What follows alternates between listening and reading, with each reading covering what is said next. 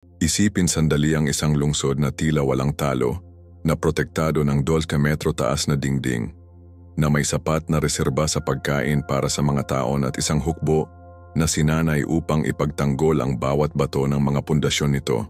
Ang Jerusalem ay angkutan na iyon at ang mga naninirahan ay nagtiwala hindi lamang sa kanilang mga pisikal na panlaban, kundi pati na rin sa proteksyon ng banal na pinaniniwalaan nila. Pagkatapos ng lahat, ito ang lungsod na pinili ng Diyos, ang lugar kung saan itinatag niya ang kanyang pangalan at kung saan nakatayo ang templo ni Solomon. Paano mapalad ang isang lungsod at protektado na mahulog sa harap ng isang paganong hari? Ang sagot sa tanong na ito ay nagpapakita ng isa sa mga pinakamalalim na aralin tungkol sa pananampalataya at pagsunod na nahanap natin sa banal na kasulatan. Kapag nabasa natin sa Dugang Hari Tumandumplamit yung 104 tungkol sa pagkubkob ng Jerusalem, natuklasan natin na hindi kahit na ang pinakakahangahangang mga kuta ng tao ay maaaring pigilan kapag tinanggal ng Diyos ang kanyang proteksyon. Itinuturo sa atin ng Biblia na maliban kung ang Panginoon ay nagbabantay sa lungsod, ang mga gwardya ay nagbabantay ng walang kabuluhan, awit 127:1, at ang Jerusalem ay malapit ng maranasan ang katotohanan ito. Nakalimutan ng mga naninirahan sa lungsod na ang kanilang tunay na seguridad ay wala sa mga pader ng bato, ngunit sa pagsunod sa mga banal na utos. Nalayo sila sa mga paraan ng Diyos, sumasamba sa mga idolo at hindi pinapansin ang mga babala ng mga propeta na sumigaw para sa pagsisisi. Si Jesucristo, mga siglo mamaya, ay umiyak sa parehong lungsod na ito na nagsasabing, "Jerusalem, Jerusalem, ikaw na pumapatay sa mga propeta at bato ang ipinadala sa iyo. Gaano kadalas kong nais na tipunin ang iyong mga anak habang ang isang hen ay nagtitipon ng kanyang mga sisiw sa ilalim ng kanyang mga pakpak at hindi ka nais." Mateo 23:37. Ang pagbagsak ng Jerusalem ay hindi lamang pagkatalo ng militar. Ito ay bunga ng isang bansa na pinili na magtiwala sa sarili nitong lakas sa halip na manatiling tapat sa Diyos na nagtatag nito. Paano natin mailalapat ang araling ito sa ating buhay ngayon? Kadalasan nagtatayo tayo ng aming sariling pader ng seguridad. Ang aming mga karera, ang aming mga account sa bangko, ang aming mga relasyon, ang pagkalimot na ang tunay na proteksyon ay nagmula sa paglalakad ng may pananampalataya kasama si Jesucristo. Ang pagbabagong anyo ng Jerusalem mula sa isang umuusbong na metropolis ng 75,000 mga naninirahan sa isang nagwawasak na lungsod na may 10,000 na nakaligtas lamang sa loob ng 14 buwan ay inihayag ang mabilis at walang awa na kalikasan ng paghuhukom ng banal kapag ang isang tao ay patuloy na naghihimagsik laban sa kalooban ng Diyos. Hindi ito isang unting pagtanggi sa loob ng mga dekada. Ito ay isang sakuna na pagbagsak na nagulat sa sinaunang mundo. Ang mga tala sa Biblia sa Jeremias 28:28-30. Ang eksaktong bilang ng mga kinuha sa pagpapatapon na ipinapakita sa atin na ang salita ng Diyos ay tumpak at ang kanyang mga babala ay hindi walang laman na banta. Kapag sinusuri natin ang dramatikong pagbawas ng populasyon na ito, nasasaksihan natin ang katuparan ng mga hula na sinasalita para sa mga henerasyon. Ulit na binalaan ni Propeta Jeremias ang darating na pagkawasak na sumisigaw. Ito ang sinasabi ng Panginoon. Ang lungsod na ito ay tiyak na bibigyan ng kamay ng hukbo ng hari ng Babylonia na makukuha nito. Jeremias 32:28. Gayunpaman, pinili ng mga tao na huwag pansinin ang mga banal na babala na ito na inilalagay ang kanilang pananampalataya sa mga alyansa sa politika at militar ay maaring sa pagsisisi at panalangin. Itinuturo ito sa atin ng isang malalim na espiritual na prinsipyo kapag palagi nating tinanggihan ang tinig ng Diyos na nagsasalita sa pamamagitan ng kanyang salita at kanyang mga lingkod. Hindi natin maiiwasang harapin ang mga kahihinatnan ng ating mga pagpipilian. Ang mabilis na pagtanggi ng populasyon ng Jerusalem ay hindi lamang tungkol sa digmaan. Ito ay tungkol sa taggutom, sakit, at kumpletong pagkasira ng lipunan na nangyayari kapag ang proteksyon na kamay ng Diyos ay binawi. Mag-isip tungkol sa iyong sariling espiritual na buhay. May mga lugar ba kung saan hindi mo pinapansin ang Banayad na pagwawasto ng Diyos? Marahil ito ay nasa iyong mga relasyon, iyong pananalapi o iyong pang-araw-araw na gawi. Ang kwento ng Jerusalem ay nagpapaalala sa atin na ang pasensya ng Diyos habang mahusay ay hindi walang hanggan. Habang binabasa natin sa 2 Pedro 3:9, ang Panginoon ay hindi mabagal sa pagpapanatili ng kanyang pangako dahil ang ilan ay nauunawaan ang pagkaantala. Sa halip ay mapagpasensya ka sa iyo, hindi nais ng sinuman na mapahamak, ngunit ang lahat ay darating sa pagsisisi. Ang pangunahing salita dito ay pagsisisi, isang kompletong pagtalikod sa ating sariling mga paraan at isang buong puso na bumalik sa landas ng Diyos. Ano ang higit na nakakagulat sa pagbagsak ng Jerusalem ay hindi ito bunga ng isang sorpresa na pag-atake o labis na lakas na nag-iisa. Ngunit sa halip ay isang kinakalkula at pamamaraan na diskarte na pinagsamantalahan ang mga espiritual na kahinaan ng isang tao na tumalikod sa kanilang tipan sa Diyos. Ang tagumpay ni Nabucodonosor ay hindi pangunahin dahil sa kanyang henyo sa militar. Kahit na siya ay talagang isang kilabot na estratehiya, ngunit dahil siya ay ginagamit bilang isang instrumento ng paghatol ng banal malinaw na sinabi ng Biblia sa 2 Chronica 36:17 na pinalaki niya laban sa kanila ang hari ng mga taga-Babilonya na pumatay sa kanilang mga kabataang lalaki ng tabak sa santuaryo at hindi pinalaya ang mga kabataang lalaki o kabataang babae, ang mga matatanda o ang may sakit. Ibinigay ng Diyos silang lahat sa mga kamay ni Nabucodonosor. Ang talatang ito ay nagpapakita ng isang napakalungkot na katotohanan. Kapag nagpapatuloy tayo sa paghihimagsik laban sa Diyos, maaari niyang gamitin kahit ang ating mga kaaway upang disiplinahin tayo at ibalik tayo sa Kanya. Ang diskarte sa Babylonia ay talagang walang awa at pang-agham, ngunit nagtagumpay ito sapagkat ang Jerusalem ay natalo na sa espiritual. Ang mga pinuno ng lungsod ay nakipag-ugnay sa Egypt, nagtitiwala sa karunungan ng tao sa halip na maghanap ng gabay ng Diyos sa pamamagitan ng panalangin at pag-aayuno. Hindi nila pinansin ang malinaw na mga tagubilin na ibinigay sa pamamagitan ng propetang Jeremias na isumiti sa Babylonia bilang bahagi ng plano ng Diyos para sa kanilang pagpapanumbalik. Sa halip, pinili nila ang landas ng paglaban, hindi nauunawaan na sila ay lumalaban sa Diyos mismo. Ito ay nagpapaalala sa atin ng mga salita ni Jesus sa Mateo 12:30. Ang sinumang hindi kasama ko ay laban sa akin, at ang sinumang hindi nagtitipon sa akin ay nagkalat. Kapag sinubukan nating labanan ang ating mga laban ng walang Diyos, mahalagang labanan natin ang ating sariling pinakamahusay na interes. Malinaw ang praktikal na aplikasyon para sa atin ngayon.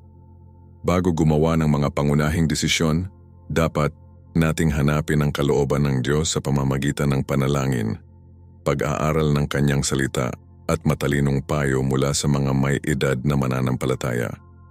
Nabigo ang mga pinuno ng Jerusalem na gawin ito at ang kanilang lungsod ay nagbabayad ng tunay na presyo para sa kanilang espiritual na kapabayaan. Ang bilis ng pagkawasak ng Jerusalem, mas mababa sa 2 taon para sa tulad ng isang pinatibay na lungsod, ay nagpapakita kung gaano kabilis mabago ang ating buhay kapag hindi tayo naglalakad alinsunod sa kalooban at proteksyon ng Diyos. Hindi ito isang unting pagguho sa loob ng mga dekada. Ito ay isang mabilis at kumpletong pagbagsak na iniwan ng mga nakaligtas na trauma at nakakalat. Ang mga tala sa Biblia sa pagdadalamhati. 1. Una, ang kalungkutan ng propeta. Paano ang desyerto ay namamalagi sa lungsod na minsan ay puno ng mga tao? Paano tulad ng isang balo siya na dating mahusay sa mga bansa? Ang paglalarawan ng patula na ito ay nakakakuha hindi lamang sa pisikal na pagkawasak, ngunit ang emosyonal at espiritual na trauma ng isang tao na nawala ang lahat ng inaakala nilang permanente. Kapag sinusuri natin ang timeline ng mga kaganapan, nakikita natin na ang bawat yugto ng pagkawasak na itinayo sa nauna na lumilikha ng isang momentum na naging imposible upang ihinto. Una ay dumating ang mga pagkakamali sa politika, kung gayon ang espiritual na kompromiso na sinundan ng mga kahihinatnan ng militar, at sa wakas ang kumpletong pagbagsak ng lipunan. Ang pattern na ito ay nagtuturo sa atin tungkol sa progresibong katangian ng espiritual na pagtanggi sa ating sariling buhay.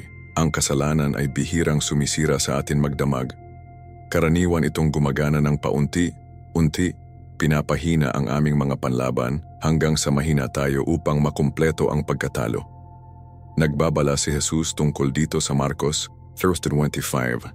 Kung ang isang bahay ay nahahati laban sa sarili, ang bahay na iyon ay hindi maaring tumayo. Ang Jerusalem ay naging isang bahay na nahahati, pampolitika, espiritual at sosyal, at ang pagkahulog nito ay hindi maiiwasan.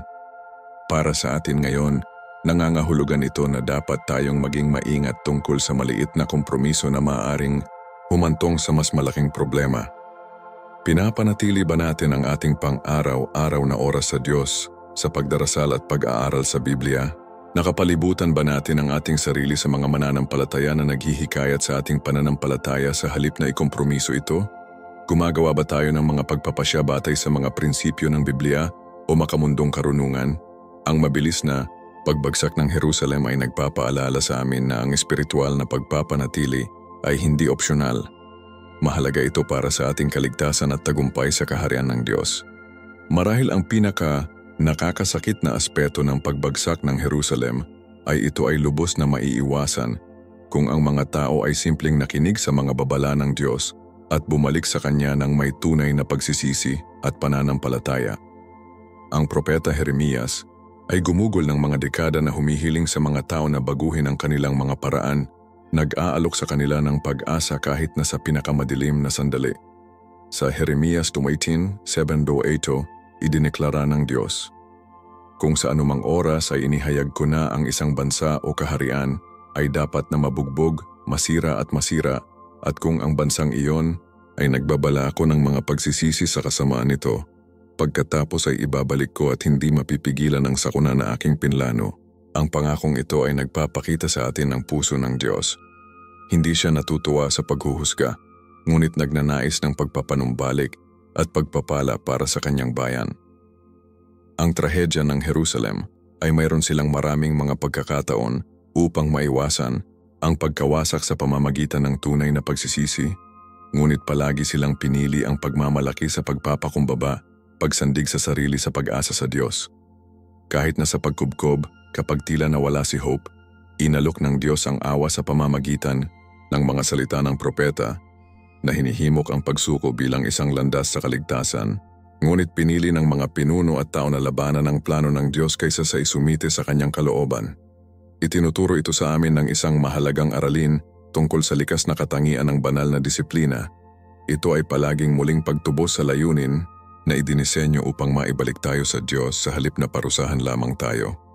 Kapag nahaharap tayo sa mga paghihirap sa ating buhay, ang ating unang tugon ay dapat suriin ang ating mga puso at hilingin sa Diyos na ibunyag ang anumang mga lugar kung saan kailangan nating magsisi at magbago. Habang binabasa natin sa 1 Juan 9, kung ipagtapat natin ang ating mga kasalanan, siya ay tapat at makatarungan at patatawarin tayo ng ating mga kasalanan at linisin tayo mula sa lahat ng kawalang katarungan. Ang kwento ng pagbagsak ng Jerusalem ay nagpapaalala sa atin na ang awa ng Diyos ay laging magagamit, ngunit hinihiling nito ang ating mapagpakumbabang pagkilala sa ating pangangailangan para sa Kanya. Hindi tulad ng mga tao ng sinaunang Jerusalem, mayroon tayong kalamangan na malaman ang kumpletong kwento at pag-aral mula sa kanilang mga pagkakamali na nagpapahintulot sa atin na pumili ng landas ng karunungan at pananampalataya na humahantong sa pagpapala sa halip na pagkawasak. Kapag sinusuri natin ang lakas ng militar ng Babylonia, sa ilalim ni Nabucodonosor, hindi lamang tayo tumitingin sa mga sinaunang taktika ng digmaan. Nasasaksihan natin kung paano magagamit ng Diyos kahit na mga paganong bansa bilang mga instrumento ng kanyang banal na kalooban at paghatol. Ang hukbo ng Babylonia ng 180,000 sundalo ay hindi lamang isang random na koleksyon ng mga mandirigma. Ito ay isang sopistikadong, maayos na puwersa na pinino sa pamamagitan ng mga dekada ng pagsakop at pakikidigma. Ito ay nagpapaalala sa amin ng prinsipyo ng Biblia na matatagpuan sa Isaiah 10:5, kung saan tinawag ng Diyos si Assyria na Rod of My Galit, na ipinapakita sa atin na maaari niyang gamitin ang anumang bansa o pinuno upang maisakatuparan ang kanyang mga layunin. Ang dalubhasa sa mga puwersa ng Babylonia sa demolisyon ng lungsod ay hindi sinasadya. Ito ay providensyal na paghahanda para sa tiyak na gawain na itinalaga sa kanila ng Diyos patungkol sa Jerusalem. Kapag pinag-aaralan natin ang kanilang samahan ng militar, nakikita natin ang mga kahanay sa kung paano binibigyan ng Diyos ang bawat isa sa atin ng mga tiyak na regalo at kakayahan para sa mga gawain na pinlano niya para sa ating buhay. Kung paanong ang mga taga-Babylonia ay hindi nabuo ang kanilang kadalubhasaan sa paglusob sa magdamag, ang aming espiritual na paglaki at paghahanda sa pagtawag ng Diyos ay madalas na tumatagal ng mga taon ng pagsasanay at pagpipino. Sinasabi sa atin ng Biblia sa Efeso 2:10 na kami ay gawa ng Diyos, nilikha kay Kristo Jesus na gumawa ng mabubuting gawa na inihanda ng Diyos ng maaga upang gawin natin. Nangangahulugan ito na kahit ngayon, inihahanda ka ng Diyos para sa mga tiyak na layunin sa kanyang kaharian, tulad ng inihanda niya ang Babylonia para sa papel nito sa kasaysayan ng Biblia. Ang pangunahing pagkakaiba ay na habang ang Babylonia ay ginamit ng hindi sinasadya bilang isang instrumento ng paghuhusga, mayroon tayong pribilehiyo na sinasadya na makipagtulungan sa Diyos sa kanyang pagtubos. Isaalang-alang ang iyong sariling buhay. Anong mga kasanayan, karanasan o pangyayari ang nabuo sa iyo ng Diyos? Marahil ang mga hamon na iyong nahaharap ay naghahanda sa iyo upang matulungan ang iba na dumaan sa mga katulad na pakikibaka. Marahil ang propesyonal na kadalubhasaan na iyong nakuha ay maaaring magamit upang isulong ang kaharian ng Diyos sa mga paraan na hindi mo pa naisip. Itinuturo sa atin ng Babylonian war machine na ang paghahanda ng Diyos ay palaging masusing at may layunin, kahit na hindi natin makita ang mas malaking larawan. Ang advanced na teknolohiya ng pagkubkob na ginagamit ng mga taga-Babylonia, ang mga catapult na naghahagis ng 90 kilogram na bato na higit sa 200 metro, ang battering rams na tumitimbang ng higit sa 20 oxen at 30 metro na pagkubkob ng mga tore, ay kumakatawan sa pinnacle ng sinaunang militar na engineering at ipinapakita kung paano ang katalinuhan ng tao, kung nakahanay sa banal na layunin, maaaring makamit ang tila imposible na mga gawain. Ang mga ito ay hindi mga armas na krudo na mabilis na nagtipon para sa labanan. Ang mga ito ay mga katumpakan na instrumento ng digma na nangangailangan ng malawak na pagpaplano, bihasang likhang sining at coordinated na pagtutulungan ng magkakasama upang gumana ng epektibo. Ang antas ng teknolohikal na pagiging sopistikado ay nagpapaalala sa atin ng prinsipyo ng Biblia na ang Diyos ay madalas na gumagana sa pamamagitan ng likas na paraan upang maisakatuparan ang mga layuning supernatural. Kapag nabasa natin ang tungkol sa mga manghang mga makina ng digmaan, dapat nating tandaan na sa likod ng kanilang pagiging epektibo ay ang kamay ng Diyos na nagdidirekta sa kurso ng kasaysayan ayon sa kanyang soberanong plano. Ang propetang si Daniel na nabuhay sa panahong ito ay naintindihan ng malinaw ang katotohanan na ito, na nagpapahayag sa Daniel 2:21 na ang Diyos ay nagbabago ng mga oras at panahon. Idineposito niya ang mga hari at pinalaki ang iba. Ang kagamitan sa pagkubkob ng Babylonian ay hindi lamang bunga ng pagbabago ng tao. Bahagi ito ng paghahanda ng providential ng Diyos para sa paghatol na ipinasya niya kay Jerusalem. Sa ating modernong konteksto, makikita natin ang mga katulad na prinsipyo sa trabaho kapag gumagamit ang Diyos ng teknolohiya, pagsulong ng medikal, o mga natuklasang pang-agham upang maisakatuparan ang kanyang mga layunin sa mundo. Pag-isipan kung paano pinapagana ng press ang pagkalat ng Biblia, kung paano pinapayagan ng modernong transportasyon ang mga misyonero na maabot ang mga liblib na lugar, o kung paano pinadali ng internet ang pandaigdigang pag-eebanghelyo. Kung paanong binuo ng mga taga-Babylonia ang kanilang teknolohiya sa pagkubkob sa mga tao ng praktikal na karanasan at pagpipino, dapat tayong maging masigasig sa pagbuo ng ating mga espiritual na regalo at praktikal na kasanayan para sa paglilingkod sa Diyos. Hinihikayat tayo ng Biblia sa 1 mga taga-Korinto 14:12 na higit sa mga regalo na bumubuo sa simbahan.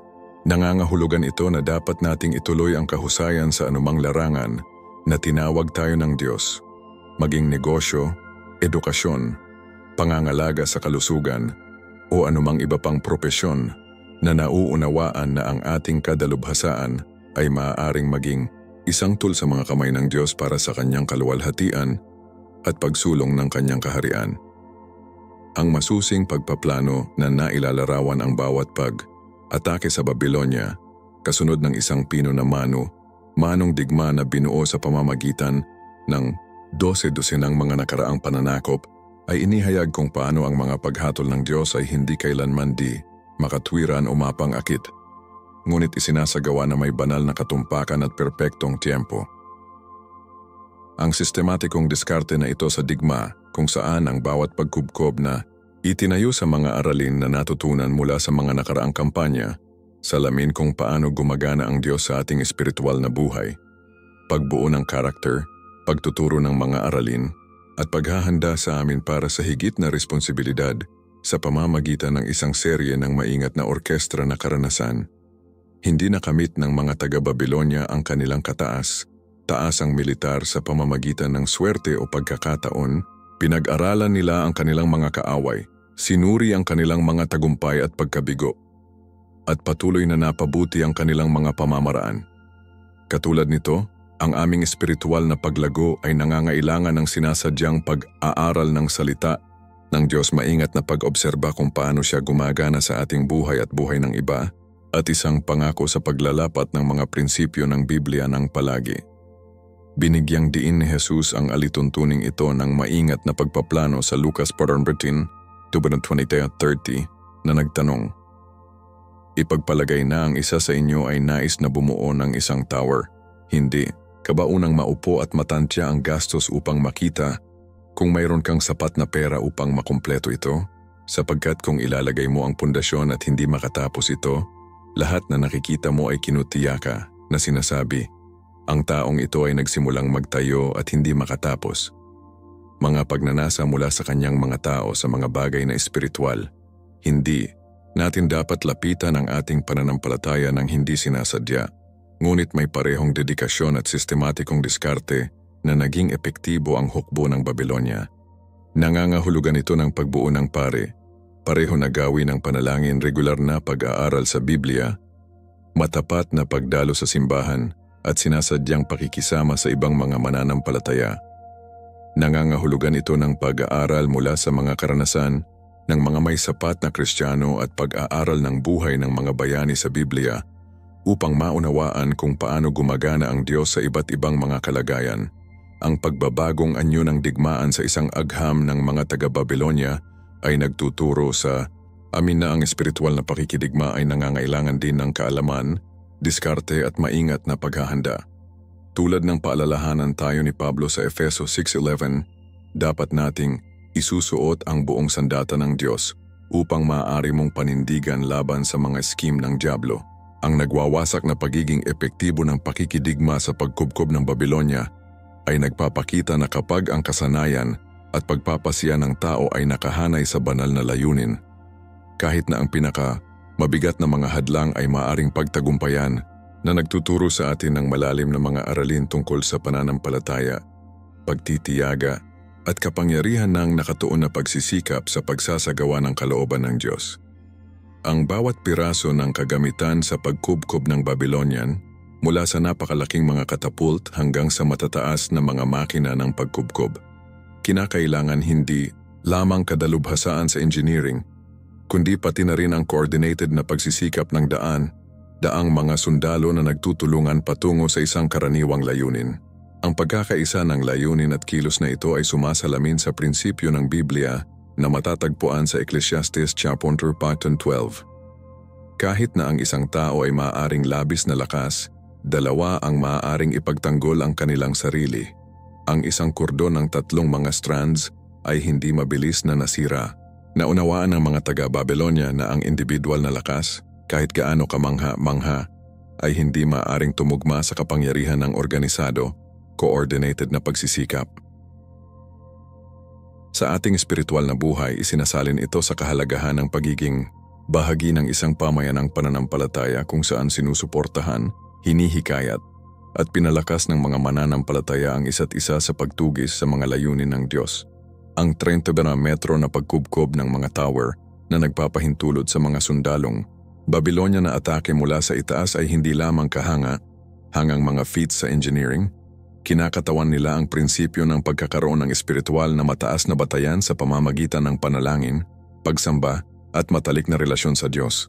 Kapag pinataas natin ang ating pananaw sa pamamagitan ng mga espiritual na disiplina, makikita natin ang mga sitwasyon mula sa pananaw ng Diyos kaysa sa limitado sa pag-unawa sa lupa.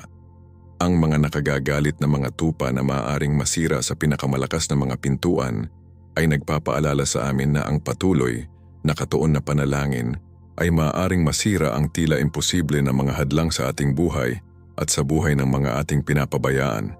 Itinuro ni Jesus ang prinsipyong ito sa Lucas 14:1-8 sa pamamagitan ng talinghaga ng patuloy na byuda na ipinapakita sa atin na pinarangalan ng Diyos ang patuloy, tapat na panalangin. Ang mga catapult na maaaring magtapon ng mga napakalaking bato sa malalayong distansya ay naglalarawan kung paano magagamit ng Diyos ang aming maliit na gawa ng pananampalataya upang maisakatuparan ang mga malalayong resulta na hindi natin maiisip. Kapag matapat nating nagtatanim ng mga buto ng kabaitan, ibahagi ang ebanghelyo o maglingkod sa iba sa pangalan ni Jesus, hindi natin alam kung gaano kalayo ang maabot ng epekto o kung gaano karaming mga buhay ang maaaring maantig sa pamamagitan ng ating pagsunod. Ang pagbabagong anyo ng pagkawasak sa isang tumpak na agham ng makina ng militar ng Babylonia ay nagpapakita kung paano makukuha ng Diyos kung ano ang lilitaw na puro mapanirang at gamitin ito para sa huli na muling pagtubos, na nagpapaalala sa atin na kahit na sa ating pinakamadilim na sandali, ang Diyos ay gumagana ng kanyang perpektong plano para sa ating mabuti at kanyang kaluwalhatian. Habang ang pagkubkob ng Jerusalem ay nagdala ng matinding pagdurusa at pagkawala, natutupad din nito ang makahulang salita ng Diyos at itinakda ang yugto para sa pagbabalik at pagpapanumbalik ng kanyang mga tao. Ang katumpakan at kahusayan ng mga pamamaraan ng pakikidigma sa Babylonia ay nagtuturo sa atin na ang disiplina ng Diyos sa ating buhay, kahit na kung minsan ay masakit, ay hindi random o labis ngunit maingat na sinusukat upang makamit ang mga tiyak na espiritual na layunin.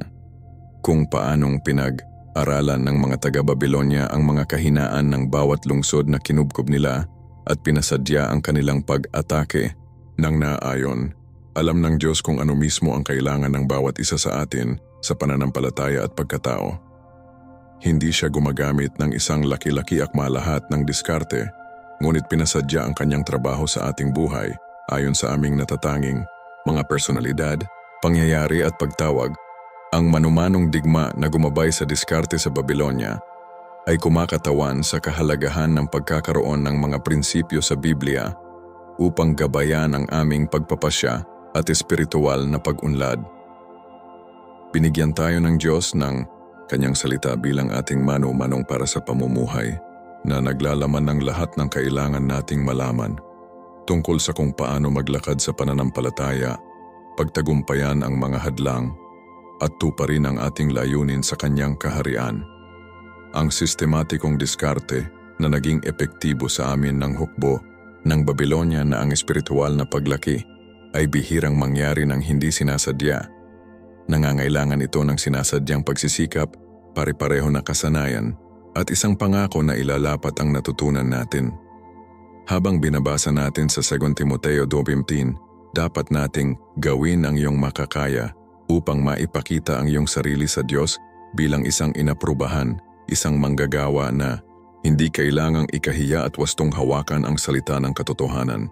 Ang pamana ng agham ng militar ng Babylonia sa huli ay itinuturo sa atin ang higit na katotohanan na ang Diyos ay may kapangyarihan sa lahat ng mga gawain ng tao, gamit ang kahit na ang mga plano at kilos ng mga hindi nakakakilala sa Kanya upang may sakatuparan ng Kanyang walang hanggang mga layunin at ipakita ang Kanyang katapatan sa Kanyang mga tao sa bawat henerasyon.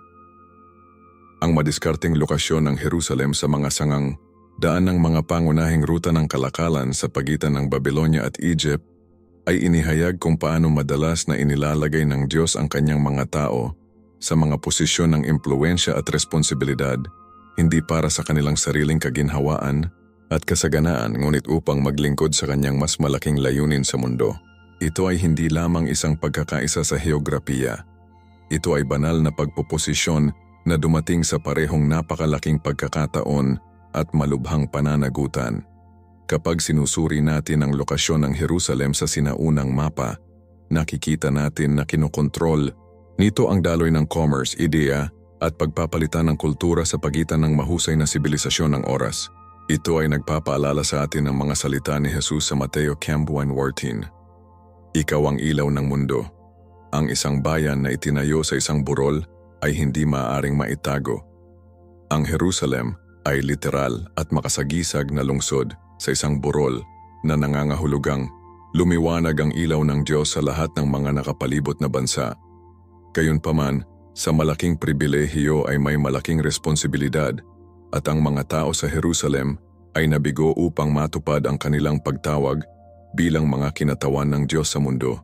Sa halip na maging isang biko ng katuwiran at hustisya na makakakuha ng ibang mga bansa upang sambahin ang tunay na Diyos, sila ay napinsala ng mismong mga kultura na sinadya nilang maimpluwensyahan. Itinuturo ito sa amin ng isang mahalagang aralin tungkol sa ating sariling pagtawag bilang mga Kristiyano sa mundo ngayon. Ang Diyos ay madiskarteng inilagay ang bawat isa sa atin sa mga tiyak na lokasyon, karera, pamilya at mga komunidad na hindi sinasadya. Ngunit sa pamamagitan ng banal na disenyo, kami ay sinadya upang maging asin at ilaw sa ating mga spheres ng impluwensya, pagpapakita ng pag-ibig at katotohanan ng Diyos sa pamamagitan ng ating mga salita at kilos. Ang tanong na dapat nating tanungin sa ating sarili ay, natutupad ba natin ang tungkulin na ito o mayroon tayo, tulad ng sinaunang Jerusalem, ay naiimpluwensyahan ng mundo sa paligid natin na nawala ang ating natatanging saksi? Binalaan tayo ng Biblia sa Roma 2:14 na huwag umayon sa pattern ng mundong ito, ngunit mababago sa pamamagitan ng pag-update ng iyong isip. Ang kabiguan ng Jerusalem na mapanatili ang natatanging pagkakakilanlan nito dahil ang napiling lungsod ng Diyos sa huli ay humantong sa pagkawasak nito, na nagpapaalala sa atin na ang ating espiritual na pagkakaiba ay hindi optional, mahalaga. Ito para sa ating pagiging epektibo sa kaharian ng Diyos. Ang alliance ng Jerusalem sa Egypt, pangunahing karibal ng Babylonia, ay nagpapakita kung paano mapalayo tayo ng pampulitikang karunungan at karunungan ng tao sa kalooban ng Diyos at sa mapanganib na teritoryo kapag nabigo tayong maghanap ng kanyang patnubay sa pamamagitan ng panalangin at kanyang salita. Inisip ng mga pinuno ng Jerusalem na gumagawa sila ng isang matalinong estratehikong paglipat sa pamamagitan ng pag-align ng kanilang sarili sa isang makapangyarihang kapitbahay. Ngunit nabigo silang maunawaan na pinoposisyon nila ang kanilang mga sarili bilang mga kaaway ng mismong bansa na piniling Diyos na gamitin bilang kanyang instrumento ng paghuhusga. Ang maling pampulitika na ito ay hindi lamang tungkol sa patakaran sa dayuhan. Ito ay tungkol sa espiritual na pag-unawa at ang kabiguang kilalanin ng kamay ng Diyos sa mga kaganapan sa mundo. Malinaw na binalaan ng propetang si Jeremias laban sa pagtitiwala sa Egypt na nagpapahayag sa Jeremias 2:18. Ngayon, bakit pumunta sa Egypt upang uminom ng tubig mula sa Nile? At bakit pumunta sa Assyria na uminom ng tubig mula sa Euphrates? Sinasabi ng Diyos sa kanyang mga tao na ang kanilang seguridad ay hindi dapat magmula sa mga alyansa ng tao, ngunit mula sa tiwala sa kanya lamang. Gayunpaman pinili ng mga pinuno na huwag pansinin ang banal na payo na ito. Mas pinipiling magtiwala sa kanilang nakikita at maunawaan kaysa sa ipinahayag ng Diyos sa pamamagitan ng kanyang propeta. Ang pattern na ito ng pagpili ng karunungan ng tao kaysa sa banal na patnubay ay isang bagay na regular nating kinakaharap sa ating sariling buhay. Kapag nakikipag-usap tayo sa mga mahihirap na pagpapasya, sa negosyo, relasyon, o mga pangunahing pagbabago sa buhay, hinahanap ba natin muna ang kalooban ng Diyos sa pamamagitan ng pag-aaral ng dalangin at banal na kasulatan? O agad ba tayong bumabalik sa mga tagapayo ng tao at makamundong mga diskarte? Ipinangako sa amin ng Biblia sa Kawikaan 3:1-6, tiwala sa Panginoon ng buong puso at hindi nakasalalay sa iyong sariling pag-unawa. Sa lahat ng iyong mga paraan ay isumite sa Kanya at gagawin niyang tuwid ang iyong mga landas. Ang alyansa ng Jerusalem sa Egypt ay tila luhikal mula sa isang pananaw ng tao. Ngunit nakapipinsala ito sa espiritual sapagkat kinakatawan nito ang isang pangunahing kawalan ng tiwala sa proteksyon at pagkakaloob ng Diyos. Kapag gumawa tayo ng mga pagpapasya batay lamang sa kung ano ang tila praktikal o kapaki, pakinabang ng hindi isinasaalang-alang ang kalooban ng Diyos, peligro nating hanapin ang ating sarili sa pagsalungat sa kanyang mga plano para sa ating buhay. Ang susi ay ang pag-aral upang balansehin ang praktikal na karunungan na may espiritual na pag-unawa. Palaging tinitiyak na ang ating mga pagpipilian ay nakahanay sa mga prinsipyo ng Biblia at ipinahayag ng Diyos para sa ating buhay. Ang pagbabagong anyo ng Jerusalem mula sa napiling lungsod ng Diyos sa isang batayan ng mga operasyon ng kaaway sa teritoryo ng Babylonia ay nagpapakita kung gaano kabilis na tayo ay magbabago mula sa pagiging mga instrumento ng pagpapala ng Diyos sa mga hadlang sa kanyang plano. Kapag nagpapatuloy tayo sa paghihimagsik at pagsuway, hindi ito isang unti-unting paglipat sa loob ng maraming siglo. Ito ay medyo mabilis na pagtanggi sa espiritual na naganap kapag ang mga tao ay patuloy na pinili ang kanilang sariling paraan sa malinaw na ipinahayag na kalooban ng Diyos. Ang kabalintunaan ay malalim. Ang mismong lungsod na sinadya upang maging isang santuaryo at isang simbolo ng presensya ng Diyos sa mundo ay naging banta sa militar na kailangang neutralisado. Itinuturo sa atin ang tungkol sa malubhang kahihinatnan ng espiritual na kompromiso sa ating sariling buhay. Kapag palagi nating pinipili ang kasalanan sa katuwiran, pagiging makasarili sa paglilingkod, at makamundong mga halaga sa mga prinsipyo ng Biblia, pinanganib natin ang pagiging hadlang sa gawain ng Diyos kaysa sa mga katulong sa kanyang kaharian. Binalaan kami ng Biblia sa 1 mga taga-Korinto 10:12. Kaya, kung sa palagay mo ay matatag kang nakatayo, mag-ingat ka na hindi ka mahulog. Ang mga pinuno ng Jerusalem ay marahil ay hindi naisip na ang kanilang lungsod ay maaaring maging isang katibayan ng kaaway sa mga mata ng Diyos. Gayunpaman iyon ang nangyari sa pamamagitan ng isang serye ng mga hindi magandang pagpipilian at espiritual na kompromiso. Para sa atin ngayon, nangangahulugan ito na dapat nating regular na suriin ang ating mga puso at buhay upang matiyak na nakahanay pa rin tayo sa mga layunin ng Diyos. Ang ating mga aksyon at saloobin ay aambag sa pagsulong ng kanyang kaharian o hindi sinasadyang nagtatrabaho laban sa kanyang mga plano? Minsan maaari tayong maging nakatuon sa ating sariling kaginhawaan, tagumpay o kaligayahan na nawalan tayo ng paningin sa ating pangunahing tungkulin upang maglingkod sa Diyos at sa iba pa. Malinaw ang praktikal na aplikasyon. Kailangan namin ng regular na espiritual na pag-check up sa pamamagitan ng panalangin, pag-aaral sa Biblia, at matapat na pakikisama sa ibang mga mananampalataya na makakatulong sa amin na makita ang aming mga bulag na lugar. Kung paanong ang isang lungsod ay maaaring mabago mula sa isang lugar ng pagpapala sa isang target ng militar, ang ating buhay ay maaaring lumipat mula sa pagiging kapaki, pakinabang sa Diyos, sa pagiging mga hadlang sa kanyang gawain kung hindi tayo maingat na mapanatili ang ating espiritual na focus at pangako. Ang mabuting balita ay ang biyaya ng Diyos ay laging magagamit upang maibalik tayo kapag tunay na magsisisi tayo at bumalik sa Kanya. Ngunit binabalaan tayo ng halimbawa ng Jerusalem na huwag ipagkaloob ang biyayang iyon. Ang pagnanais ni Nabucodonosor na ipahiya ang Jerusalem dahil sa pag-angkin nito ang higit na kahusayan ng Diyos nito ay nagpapakita ng isang espiritual na sukat sa salungatan na ito na higit pa sa mga pagsasaalang-alang sa politika o militar. Ito ay sa huli ay isang labanan sa pagitan ng mga pananaw sa mundo, sa pagitan ng pananampalataya sa totoong Diyos at kumpiyansa sa kapangyarihan ng tao at paganong mga Diyos. Hindi lamang ito tungkol sa pagsakop sa ibang lungsod. Ito ay tungkol sa paggawa ng isang pahayag sa buong sinaunang mundo tungkol sa kung saan ang Diyos ay tunay na taasan.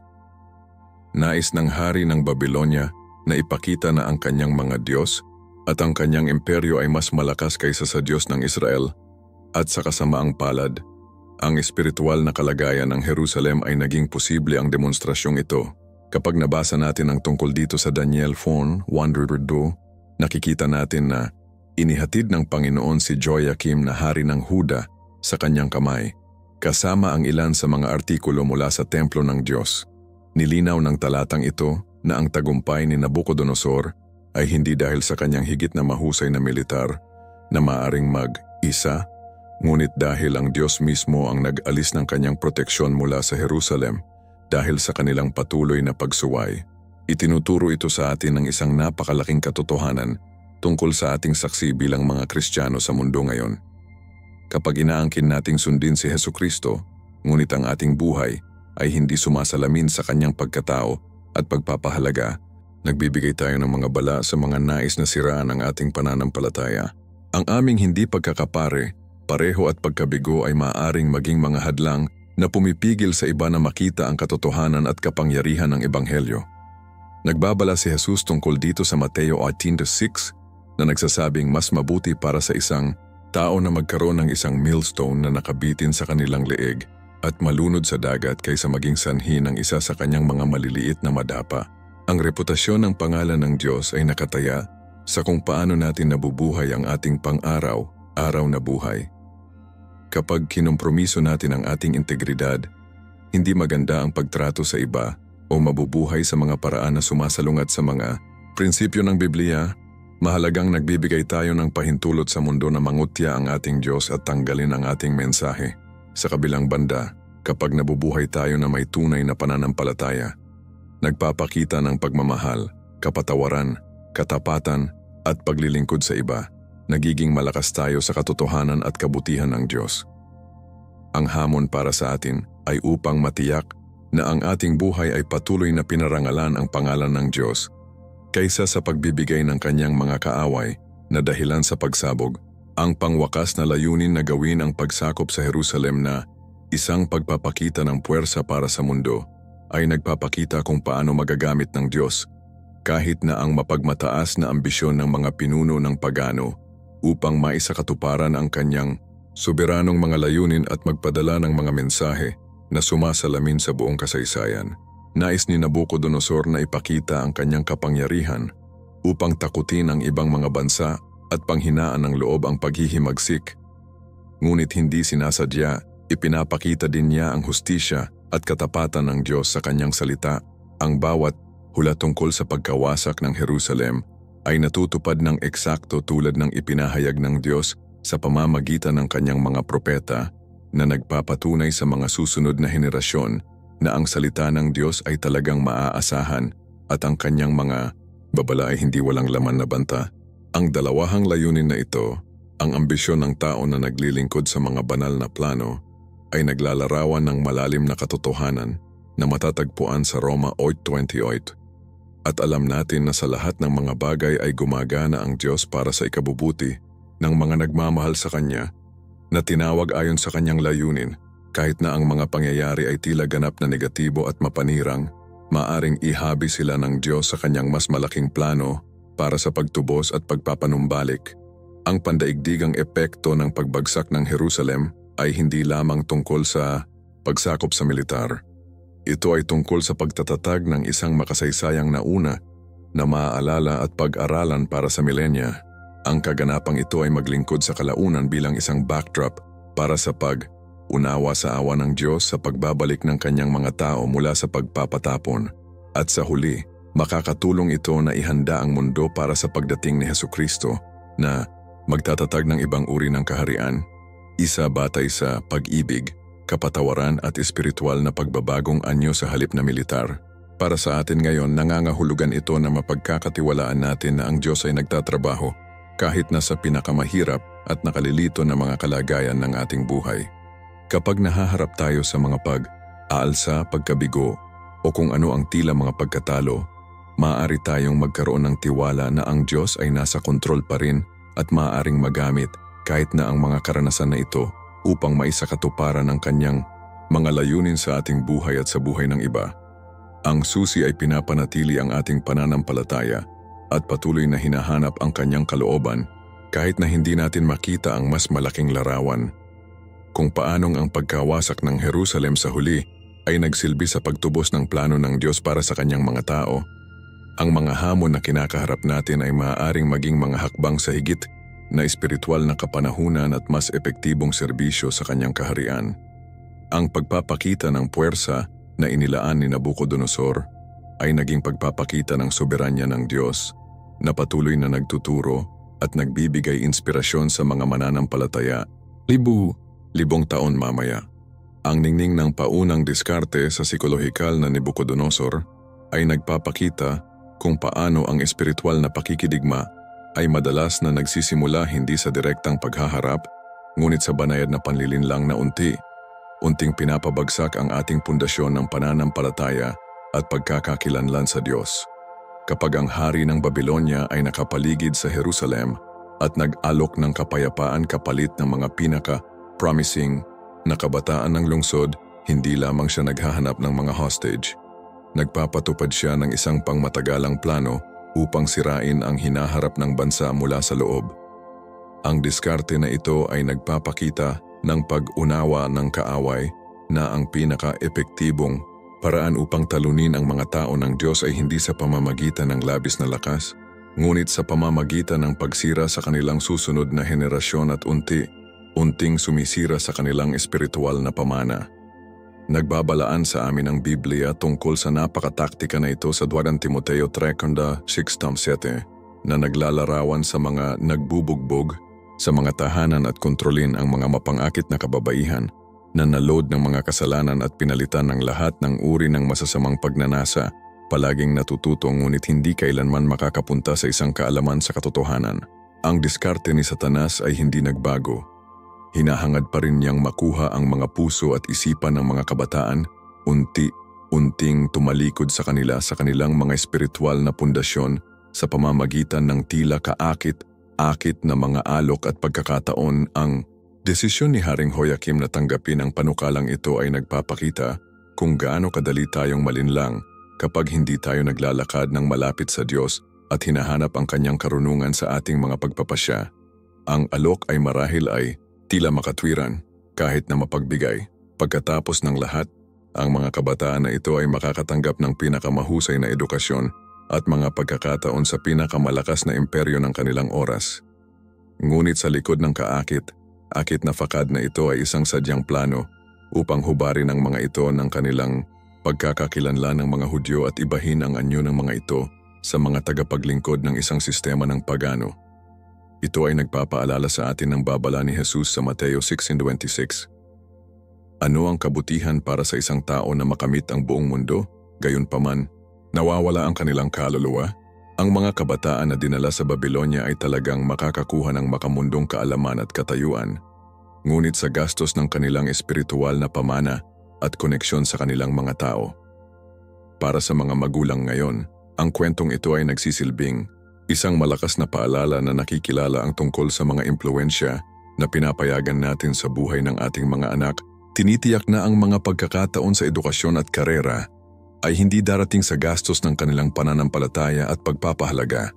Ang target ng mga kabataan mula sa maharlika ay hindi random, ngunit kinakatawan ng isang kinakalkula na pag-atake sa hinaharap na pamumuno ng mga tao ng Diyos, na nagpapakita kung paano laging hinahangad ng kaaway na masira ang mga may pinakamaraming potensyal na impluwensya at epekto sa kaharian ng Diyos.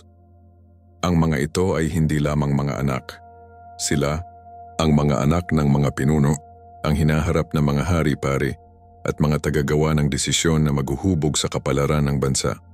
Naunawaan ni Nabucodonosor na sa pamamagitan ng pagkuha at pag-indoctrinate ng mga batang kaisipan na ito, mabisang makontrol niya ang hinaharap ng Jerusalem nang hindi na kailangang mapanatili ang isang permanenteng pananakop ng militar. Ang diskarte na ito ay nagpapakita ng pangmatagalang pag-iisip ng kaaway at ang kanyang pag-unawa na ang mga espiritual na labanan ay madalas na nanalo o nawala sa kaharian ng mga ideya at pagbuo ng pananaw sa mundo. Binibigyang diin ng Biblia ang mahalagang kahalagahan ng pagsasanay sa mga kabataan sa mga paraan ng Diyos, tulad ng nakikita natin sa Kawikaan 22:6. Simulan ang mga bata sa paraan na dapat silang pumunta at kahit na sila ay matanda na hindi sila tatalikuran. Ang diskarte sa Babylonia ay mahalagang kabaligtaran ng prinsipyong ito sa Biblia. Hinahangad nilang simulan ang mga kabataan na ito sa maling landas, umaasa na hindi na sila babalik sa kanilang mga espiritual na ugat. Kabilang sa mga batang bihag na ito ay sina Daniel, Shadrach, Meshach at Abednego, na sa kalaunan ay ipakita na kahit na sa mapaghamong mga kalagayan, posible na mapanatili ang Diyos at ang integridad. Ang mga estratehiya para sa kanyang sariling mga layunin, ang mga tapat na saksi sa paganong ito. Ang kwento ng mga batang bihag na Hebreo ay nagpapaalala sa atin na ang Diyos ay maaaring mapanatili at gumamit ng mga tapat na mananampalataya kahit na sa mga pinaka-galit na kapaligiran, ngunit binabalaan din ito ng tungkol sa tunay na mga panganib ng espiritual na kompromiso at ang kahalagahan ng paghahanda ng ating mga kabataan na tumayo sa kanilang pananampalataya. Kami ay bumubuo ng espiritual na pag-unawa na maaaring lumitaw sa ibabaw ng mga realidad ng espiritual. Malaki ang gastos sa espiritu. Ang mga kabataan ay magiging sistematikong indoctrined sa kultura ng Babylonia, relihiyon at mga halaga. Unti-unting nawawala ang kanilang pagkakakilanlan. Bilang mga napiling tao ng Diyos, nagbabalaan sa amin ang Biblia tungkol dito sa Juan Do, Fiamin 1:16. Huwag mahalin ang mundo o anumang bagay sa mundo. Kung may nagmamahal sa mundo, ang pag-ibig sa Ama ay wala sa kanila. Para sa lahat ng bagay sa mundo, ang pagnanasa ng laman, pagnanasa ng mga mata, at pagmamataas ng buhay ay hindi mula sa Ama kundi mula sa mundo.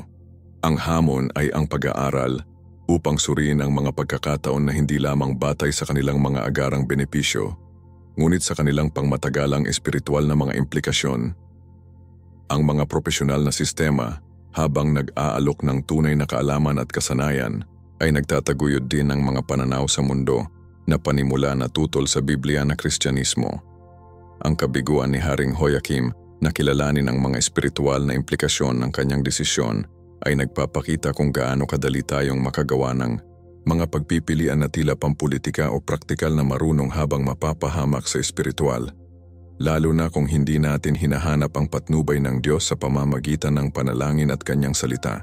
Inisip ng hari na siya ay isang matalinong negosyador, pag-iwas sa agarang pagdanak ng dugo at pagbili ng oras para sa kanyang bansa habang nakakakuha ng pabor sa isang malakas na kapitbahay. Mula sa isang pananaw ng tao, ang kanyang pangangatuwiran ay maaaring tila tunog. Bakit panganib ang pagkawasak ng buong lungsod kung maaari mong masiyahan ang hinihiling ng Babylonia na may medyo maliit na sakripisyo? Gayunpaman, ang desisyon na ito ay nagsiwalat ng isang pangunahing hindi pagkakaunawaan sa kung ano ang tunay na nakataya. Ito ay hindi lamang isang pampulitikang negosasyon, ito ay isang espiritual na pagsubok kung ang Jerusalem ay magtitiwala sa proteksyon ng Diyos o umaasa sa karunungan ng tao at kompromiso. Itinuturo sa atin ng Biblia sa Isaiah 55:8-9 na ang aking mga saloobin ay hindi ang iyong mga saloobin, ni ang iyong mga paraan ay ang aking mga paraan, kung sabi ng Panginoon.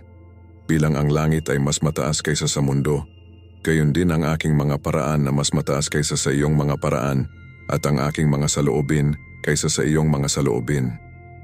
Itinuturo sa atin ang mahalagang kahalagahan ng paghanap ng kalooban ng Diyos bago gumawa ng mga pangunahing desisyon, lalo na ang mga maaaring makaapekto hindi lamang sa ating sarili kundi ang iba sa ilalim ng ating impluensya. Bilang mga pinuno sa ating mga pamilya, simbahan o pamayanan, may responsibilidad tayong isaalang. Alang ang mga espiritual na implikasyon ng ating mga pagpipilian, hindi lamang ang kanilang agarang praktikal na benepisyo. Ipinangako sa atin ng Biblia ang karunungan kapag hinihiling natin ito tulad ng sinasabi sa atin ng Santiago 1:9. Kung ang sino man sa inyo ay walang karunungan, dapat mong tanungin ang Diyos na nagbibigay ng mapagbigay sa lahat ng hindi nakakahanap ng kasalanan at bibigyan ka nito. Ang pagkakamali ni Joachim ay kumikilos ng hindi hinahanap ang banal na karunungan na ito at ang mga kahihinatnan ay nakakaapekto hindi lamang sa kanyang sariling paghahari kundi ang buong kinabukasan ng kanyang bansa. Para sa atin ngayon, nangangahulugan ito ng pagbuo ng ugali ng pagdadala ng ating mga pagpapasya sa Diyos sa panalangin, pag-aaral ng kanyang salita para sa mga kaugnay na prinsipyo, at paghanap ng payo mula sa mga may edad na mananampalataya bago gumawa ng mga pagpipilian na maaaring magkaroon ng pangmatagalang mga kahihinatnan. Ang pagbabagong anyo ng Jerusalem sa isang estado ng basal nang walang isang labanan ay nagpapakita kung paano madalas na nangyayari ang espiritual na pagkatalo sa pamamagitan ng kompromiso sa halip na sa pamamagitan ng dramatikong paghaharap na nagtuturo sa atin na maging mapagbantay tungkol sa maliit na mga pagpapasya na maaaring humantong sa pagkawala ng ating espiritual na kalayaan at pagiging epektibo. Hindi ito isang biglaang pagsakop ngunit isang unti-unting pagsuko na nagsimula sa isang solong desisyon upang unahin ang agarang kapayapaan sa pangmatagalang katapatan sa Diyos. Ang kawalan ng salungatan ng militar ay naging hindi gaanong makabuluhan, ngunit sa katotohanan, ito ang simula ng pagtatapos para sa kalayaan ng Jerusalem. Ang pattern na ito ay nagtuturo sa atin tungkol sa banayad na kalikasan ng espiritual na kompromiso sa ating sariling buhay. Bihira kaming magising isang umaga at magpasya na iwanan ng aming pananampalataya ng lubusan, sa halip gumawa kami ng mga maliliit na kompromiso na unting bumubura sa ating espiritual na pundasyon hanggang sa makita natin ang ating sarili na malayo sa Diyos nang hindi man napagtanto kung paano tayo nakarating doon. Binalaan tayo ng Biblia tungkol dito sa Hebreo 2:20. Dapat nating bayaran ang maingat na pansin sa makatuwid sa narinig natin upang hindi tayo lumayo. Ang salitang drift ay makabuluhan. Nagmumungkahi ito ng isang unting, halos hindi mahahalata na paggalaw na malayo sa aming mga espiritual na pagmurings. Ang mapayapang pagsuko ng Jerusalem sa Babylonia ay ang simula ng gayong pag-agos at itinuturo sa atin na maging alerto sa mga unang palatandaan ng babala ng espiritual na kompromiso sa ating sariling buhay. Unting nagiging mas komportable ba tayo sa kasalanan? Dahan-dahang binabawasan natin ang ating oras sa pag-aaral ng panalangin at Biblia. Nagsisimula na ba tayong mga ngatwiran sa mga pagpipilian na malinaw nating nakikita na mali? Ang mga maliliit na pagbabagong ito ay maaaring mukhang hindi gaanong mahalaga sa una, ngunit maaari silang humantong sa mga pangunahing pagkatalo sa espiritu kung maiiwan.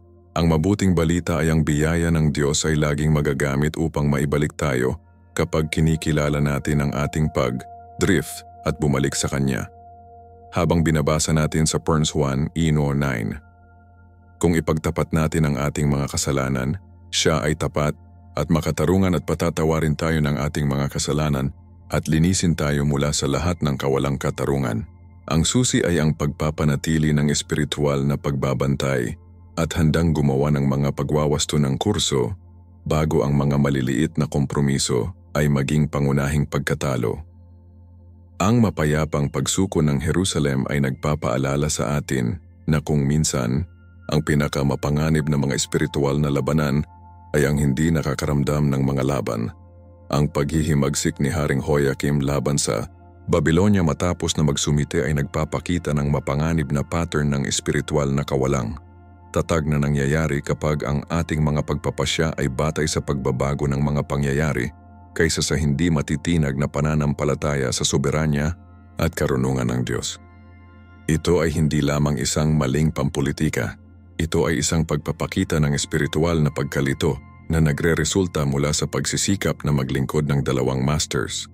Pagtatangka na mapanatili ang katapatan sa Diyos habang hinahabol din ang mga makamundong diskarte para sa seguridad at tagumpay. Nagbabalaan sa amin ang Biblia tungkol sa napakaproblemang ito sa James 1:8 na naglalarawan ng isang dobleng pag-iisip na hindi matatag sa lahat ng kanilang ginagawa. Ang paunang pagsumite ni Joachim sa Babylonia ay na motibasyon ng takot at kahusayan kaysa sa tunay na pagsisisi o pagkilala sa kamay ng Diyos sa mga kaganapang ito. Kapag ang mga pangyayari ay tila nagbabago at ang paghihimagsik ay lumitaw na pakinabang, mabilis niyang tinalikuran ang kanyang dating pangako. Hindi nauunawaan na nakikipaglaban siya sa ipinahayag na plano ng Diyos para sa kanyang bansa. Ang pattern na ito ng hindi pantay na pangako ay isang bagay na dapat nating bantayan laban sa ating sariling espiritual na buhay. Gaano kadalas tayo gumawa ng mga pangako sa Diyos sa mga mahihirap na oras? Lamang nakalimutan ang mga pangako kapag naging komportable muli ang buhay. Gaano kadalas tayo nangangako sa panalangin, pag-aaral, sa Biblia o serbisyo kapag nahaharap tayo sa mga hamon? Ngunit unti-unting lumayo sa mga disiplina na ito kapag humupa ang presyon. Tinalakay ni Jesus ang isyung ito sa kanyang talinghaga ng The Sower, na naglalarawan sa mga tumatanggap ng salita ng may kagalakan kapag naririnig nila ito, ngunit wala silang ugat. Naniniwala sila ng ilang sandali, ngunit sa oras ng pagsubok ay bumagsak sila. Lucas 8:30. Ang paghihimagsik ni Joiakim ay hindi lamang laban sa Babylonia, ito ay laban sa ipinahayag na kalooban ng Diyos na nagpapakita ng mga trahedya na kahihinatnan ng espiritual na kawalang tatag. Para sa atin ngayon, nangangahulugan ito na dapat nating itayo ang ating pananampalataya sa matatag na pundasyon ng hindi nagbabago na pagkatao ng Diyos at mga pangako kaysa sa paglilipat ng mga kalagayan o emosyon. Ang totoong espiritual na kapanahunan ay nagsasangkot ng aaral na magtiwala sa plano ng Diyos kahit na hindi natin ito naiintindihan at nananatiling tapat sa ating mga pangako kahit na ang paunang pagganyak ay kumupas. Ang susi ay ang pagbuo ng isang relasyon sa Diyos na batay sa pag-ibig at paggalang kaysa sa pamamahala ng krisis. Ang pagbabalik ni Nabucodonosor noong 597 BC. Sa kanyang kumpletong hukbo ay nagpapakita kung paano ang mga pagkaantala ng mga kahihinatnan ay hindi nangangahulugang nakatakas na mga kahihinatnan at kung paano ang pasensya ng Diyos ay hindi dapat magkakamali sa pag-apruba o kawalang interes sa ating mga mapaghimagsik na pagpipilian. Ang tugon ng hari ng Babylonia ay mabilis at labis na ipinakita na ang paghihimagsik ni Joiakim ay maingat, na nabanggit at lubusang matugunan. Itinuturo ito sa amin ng isang mahalagang prinsipyo tungkol sa banal na hustisya. Ang tiyempo ng Diyos ay perpekto at ang kanyang tugon sa patuloy na paghihimagsik, habang kung minsan ay naantala, palaging tiyak at kumpleto. Ang Biblia ay nagpapaalala sa atin sa Galatia 6:7 na ang Diyos ay hindi maaring pinaglaruan. Ang isang tao ay nag-aani ng kanyang inihahasik. Si Joiakim ay naghasik ng paghihimagsik at aanihin ang mga kahihinatnan, hindi lamang para sa kanyang sarili, kundi para sa kanyang buong bansa. Ang pagdating ng buong hukbo ng Babylonia ay hindi lamang tugon ng militar. Ito ay ang katuparan ng mga babala ng makahulang na ibinigay ng maraming taon sa pamamagitan ng mga tapat na tagapaglingkod tulad ni Jeremias. Ito ay nagpapaalala sa atin na ang Diyos ay palaging nagbibigay ng mga babala bago ang paghuhusga, na nagbibigay sa mga tao ng maraming mga pagkakataon upang magsisi at magbago ng kurso. Gayunpaman, kapag ang mga babalang iyon ay palaging hindi pinapansin, ang mga kahihinatnan ay hindi maiiwasan. Sa ating personal na buhay, madalas nating maranasan ang parehong pattern na ito. Ang Diyos ay nakikipag-usap sa atin sa pamamagitan ng kanyang salita, sa pamamagitan ng mga pangyayari, sa pamamagitan ng ibang mga mananampalataya, o sa pamamagitan ng ating budhi. Binabalaan tayo tungkol sa direksyon na ating pupunta. Kapag binabalewala natin ang mga babalang ito at nagpapatuloy sa paghihimagsik, hindi tayo dapat magulat kapag nahaharap natin ang likas na bunga ng ating mga pagpipilian. Ang susi ay natutong kilalanin ang tinig ng Diyos kapag sinusubukan niyang i-redirect tayo at magkaroon ng pagpapakumbaba upang tumugon ng may pagsisisi sa halip na patuloy na pagtutol. Ang kumpletong kalikasan ng tugon ng Babylonia ay nagtuturo din sa atin tungkol sa komprehensibong katangian ng mga kahihinatnan ng kasalanan. Ang paghihimagsik laban sa Diyos ay hindi lamang nakakaapekto sa isang lugar ng ating buhay. Mayroon itong malalayong mga implikasyon na maaaring makaapekto sa ating mga relasyon, ating kalusugan, pananalapi, ating reputasyon, at ating espiritual na kagalingan. Ito ang dahilan kung bakit palagi ang tinatawag tayo ng Biblia sa buong pusong pagsunod sa halip na bahagyang pagsunod sa kalooban ng Diyos. Ang kalahati ng puso na pangako sa mga paraan ng Diyos ay madalas na humahantong upang makumpleto ang pagkatalo, habang ang buong puso ay humahantong upang makumpleto ang tagumpay at pagpapala. Ang nakakagulat na voluntaryong pagsuko ng 18 taong gulang na si Haring Joiachin ay inihayag kung paano gagana ang Diyos, kahit na sa pamamagitan ng mga puso ng mga batang pinuno upang maiwasan ang hindi kinakailangang pagdurugo at pagdurusa, habang ipinapakita din na kung minsan ang karunungan ay nagsasangkot ng pag-alam kung kailan magsusumite sa halip na labanan. Ang desisyon ng batang hari na sumuko ng kusang loob ay kapansin-pansin, lalo na isinasaalang-alang ang kultura ng mandirigma ng sinaunang malapit na silangan, kung saan ang mga hari ay inaasahan na lumaban sa kamatayan sa halip na isumite sa mga dayuhang pinuno. Ang kanyang pagpili ay maaring save ang libong buhay at pinigilan ang kompletong pagkawasak na darating mamaya. Kapag pinili ng kanyang kahalili ang landas ng patuloy na pagtutol, itinuturo ito sa atin tungkol sa karunungan na kilalanin kung kailan tayo nakikipaglaban sa kalooban ng Diyos kaysa dito. Minsan ang lilitaw na pagkatalo ay talagang paraan ng pagprotekta sa atin ng Diyos mula sa higit na pinsala at pagpoposisyon sa atin para sa pagpapala sa hinaharap.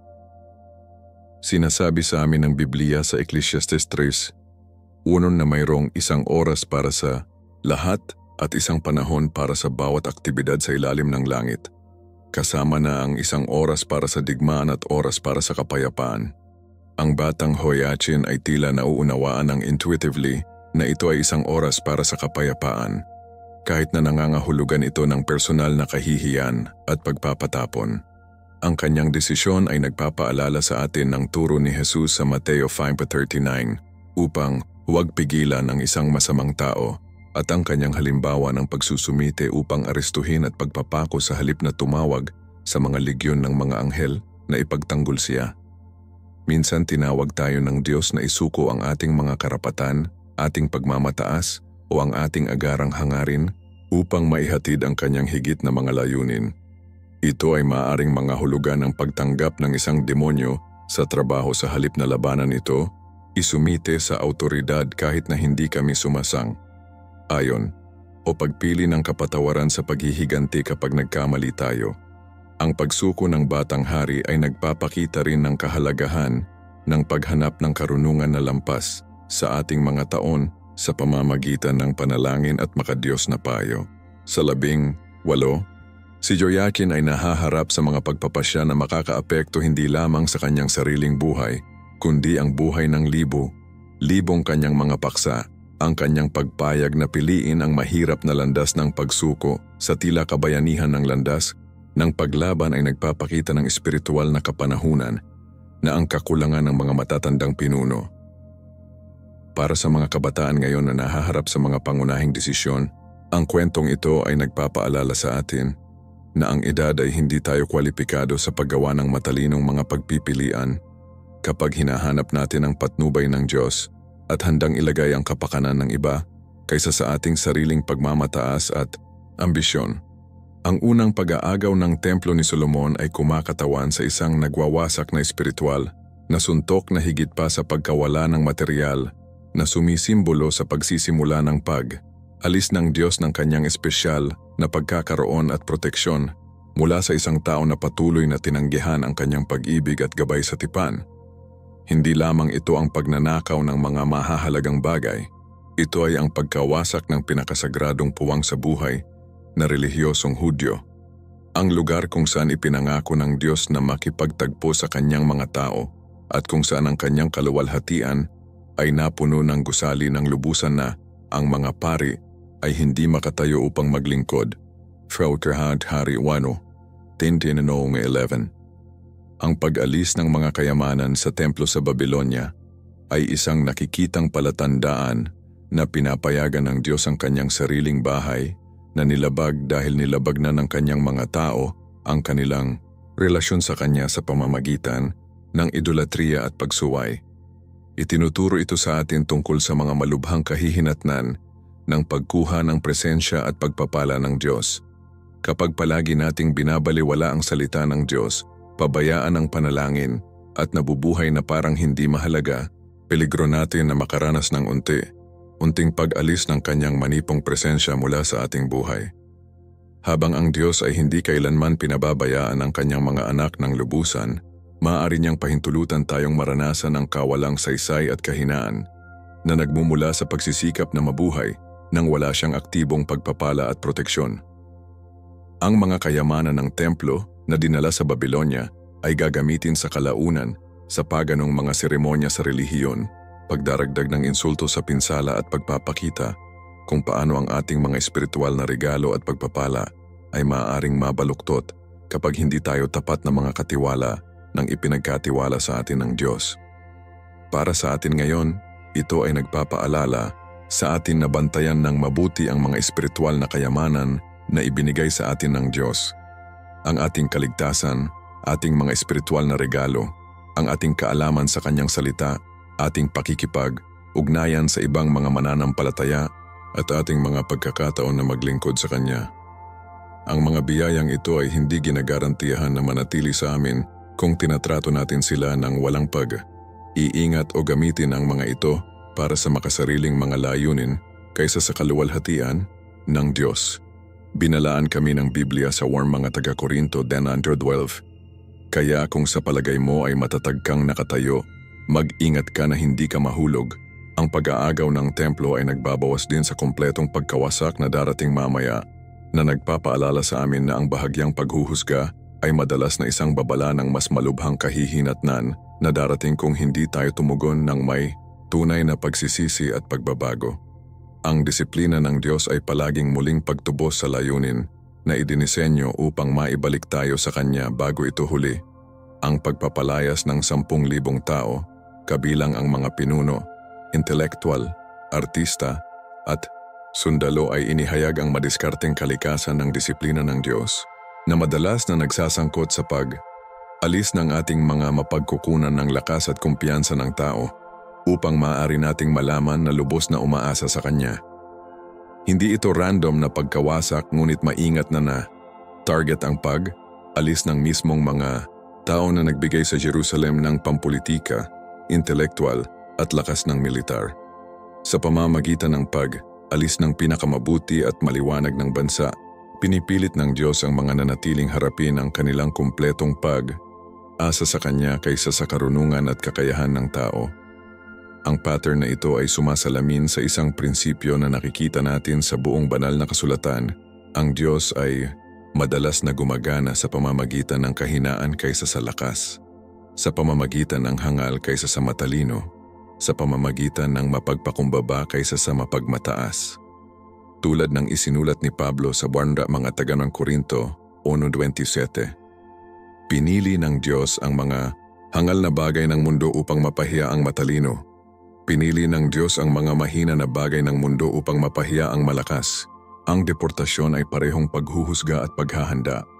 Paghuhusga para sa nakaraang paghihimagsik, ngunit din ang paghahanda para sa pagpapanumbalik sa hinaharap. Marami sa mga tapon na ito, kasama na si Daniel at ang kanyang mga kaibigan, ay magiging malakas na saksi para sa Diyos sa Babylonia, na nagpapakita na kahit na sa pagkabihag, ang mga tao ng Diyos ay maaaring mapanatili ang kanilang pananampalataya at maimpluwensyahan ang iba para sa kabutihan. Itinuturo nito sa atin na maggamit ng Diyos kahit na ang ating pinakamahirap na kalagayan upang maisakatuparan ang Kanyang mga layunin sa ating buhay at sa pamamagitan ng ating buhay. Kapag nahaharap tayo sa mga pag-alsa, pagkalugi, o kung ano ang tila mga pagkatalo, mapagkakatiwalaan natin na ang Diyos ay nagtatrabaho pa rin. Marahil ay nag-aalis ng mga hadlang sa ating espiritual na paglaki o pagpoposisyon sa atin para sa higit na kapaki, pakinabang sa Kanyang kaharian. Ang pag-install ng Zedekias bilang isang papet na hari ay kumakatawan sa pangwakas na yugto ng kalayaan sa politika ng Jerusalem, na ipinapakita kung paano ang kompromiso at paghihimagsik ay unti-unting mabubura ang ating kalayaan hanggang sa makita natin ang ating sarili sa ilalim ng kontrol ng mga puwersa na dati nating maaring pigilan. Nagbabala ito sa atin tungkol sa progresibong katangian ng espiritual na pagkaalipin. Ipinangako ng kasalanan ang kalayaan ngunit sa huli ay naghahatid ng pagkaalipin. Gayunpaman, ang kwento ay nagpapaalala rin sa atin na ang mga plano ng Diyos para sa Kanyang mga tao ay palaging kasama ang pagpapanumbalik at pagtubos, kahit na ang mga agarang kalagayan ay tila walang pag-asa. Ang pagpapatapon ay tatagal ng 70 taon, eksaktong tulad ng hinulaang ng Diyos, at pagkatapos ay babalik ang Kanyang mga tao upang muling itayo ang kanilang lungsod at templo na ipinapakita ang Kanyang katapatan kahit sa paghuhusga. Ang desisyon ni Haring Zedekias na maghimagsik laban sa Babylonia noong 588 BCE, sa kabila ng pagsaksi ng mga nagwawasak na mga kahihinatnan ng mga nakaraang paghihimagsik, ay nagpapakita ng trahedya na pattern ng espiritual na pagkabulag na nangyayari kapag paulit-ulit nating tinanggihan ang malinaw na mga babala at gabay ng Diyos. Hindi ito kamangmangan. Nakita mismo ni Zedekias ang nangyari sa kanyang mga nauna na pumili ng landas ng paglaban laban sa ipinahayag na kalooban ng Diyos. Nasaksihan niya ang pagpapalayas ng libo ng kanyang mga tao, ang pag-aagaw ng templo at ang unti-unting pagpapahina ng kanyang bansa. Subalit pinili pa rin niyang sundin ang parehong mapanirang landas. Inihayag nito kung paano ang pagmamalaki at presyon mula sa iba ay maaaring mag-override kahit na ang pinakamaliwanag na mga aralin mula sa kamakailang kasaysayan. Nagbabalaan sa amin ang Biblia tungkol sa pattern na ito sa Kawikaan 16:18. Ang pagmamataas ay bago ang pagkawasak, isang mapagmataas na espiritu bago ang pagkahulog. Yung paghihimagsik ni Sedekias ay hindi lamang laban sa Babylonia. Ito ay labag sa malinaw na salita ng Diyos na naihatid sa pamamagitan ng propetang si Jeremias, na palaging nagbabala na ang pagsumiti sa Babylonia ay ang kalooban ng Diyos para sa panahong ito. Ang desisyon ng hari ay naiimpluwensyahan ng mga maling propeta na nangako ng madaling tagumpay at sa pamamagitan ng tanyag na presyon mula sa mga taong nais makinig ng mga naghihikayat na kasinungalingan kaysa sa mga mahirap na katotohanan. Itinuturo sa amin ang tungkol sa panganib na palibutan ang ating sarili ng mga tinig na nagsasabi sa atin kung ano ang nais nating marinig kaysa sa kung ano ang kailangan nating marinig. Sa ating sariling espiritual na buhay, dapat nating mag-ingat na huwag maghanap ng mga guro, kaibigan o tagapayo na simpleng kumpirmahin ang ating umiiral na mga pagnanasa. Sa halip na hamunin tayo na magkahanay sa kalooban ng Diyos. Nagbabala si Jesus tungkol dito sa Mateo 15:14 na nagsasabing, kung ang bulag ay namumuno sa bulag, kapwa mahuhulog sa isang hukay. Ang trahedya ni Sedekias ay pinili niya ang mga bulag na gabay sa malinaw na pangitain na ibinigay ng Diyos sa pamamagitan ng kanyang tapat na propeta. Para sa atin ngayon, nangangahulugan ito na dapat nating unahin ang salita ng Diyos sa tanyag na opinyon, katotohanan sa Biblia sa mga uso sa kultura at banal na karunungan sa pangangatuwiran ng tao kahit na ang gastos ay tila mataas. Ang paghihimagsik ng hari ay nagpapakita din kung paano ang panlabas na presyon ay maaaring magdulot sa atin na gumawa ng mga pagpapasya na alam nating mali, na nagpapaalala sa atin na dapat tayong maging handa na mag-isa sa Diyos kaysa ikompromiso ang ating mga paniniwala na mapalugod ang iba. Ang mga maling pangako ng tulong mula sa Egypt na nakaka-impluwensya sa paghihimagsik ni Sedekias ay nagpapakita kung gaano kadali tayo malinlang sa pamamagitan ng mga alok ng makamundong tulong na tila nagbibigay ng alternatibo sa pagtitiwala sa plano ng Diyos. Kahit na ang plano na iyon ay nangangailangan ng mahirap na pagsunod at maliwanag na sakripisyo. Ipinangako ng Egypt ang suporta ng militar laban sa Babylonia, na ginagawang hindi lamang posible ngunit makatwiran mula sa isang pananaw ng tao.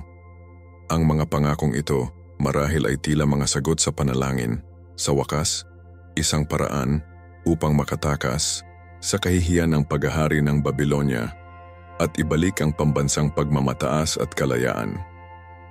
Gayunpaman, ang mga pangakong ito ay walang laman at ang tulong ng Egypt ay hindi kailanman naging materialized kung kinakailangan ito. Ang pattern na ito ay nagtuturo sa atin tungkol sa hindi pagkakaugnay ng mga pangako ng tao kumpara sa ganap na katiyakan ng salita ng Diyos. Ang Biblia ay nagpapaalala sa atin sa Isaiah 31:1, sa aba ng mga bumaba sa Egypt para sa tulong na umaasa sa mga kabayo, na nagtitiwala sa karamihan ng kanilang mga karwahe at sa malaking lakas ng kanilang mga mangangabayo, ngunit hindi tumingin sa banal na Israel o humingi ng tulong mula sa Panginoon. Kinakatawan ng Egypt ang tukso na malutas ang mga problemang espiritual sa pamamagitan ng makamundong paraan upang makahanap ng seguridad sa mga alyansa ng tao kaysa sa proteksyon ng banal.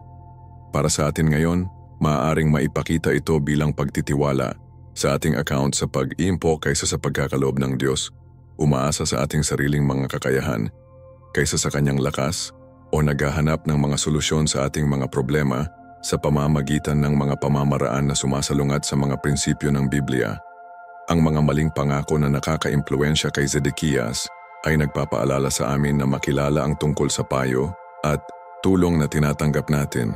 Tinitiyak na ang anumang tulong na natanggap natin ay nakahanay sa kalooban ng Diyos at hindi tayo hinihiling na ikompromiso ang ating pananampalataya o sumuway sa kanyang malinaw na mga utos. Minsan pinapayagan tayo ng Diyos na harapin ang mga sitwasyon kung saan ang tulong ng tao ay tila hindi magagamit ng tumpak dahil nais niya na matuklasan natin ang sapat na kapangyarihan at pagkakaloob. Kapag palagi nating pipiliin ang mga makamundong solusyon sa mga banal, hindi namin napapansin ang mga pagkakataon na maranasan ang makahimalang interbensyon ng Diyos at lumago sa pananampalataya at pag-asa sa Kanya.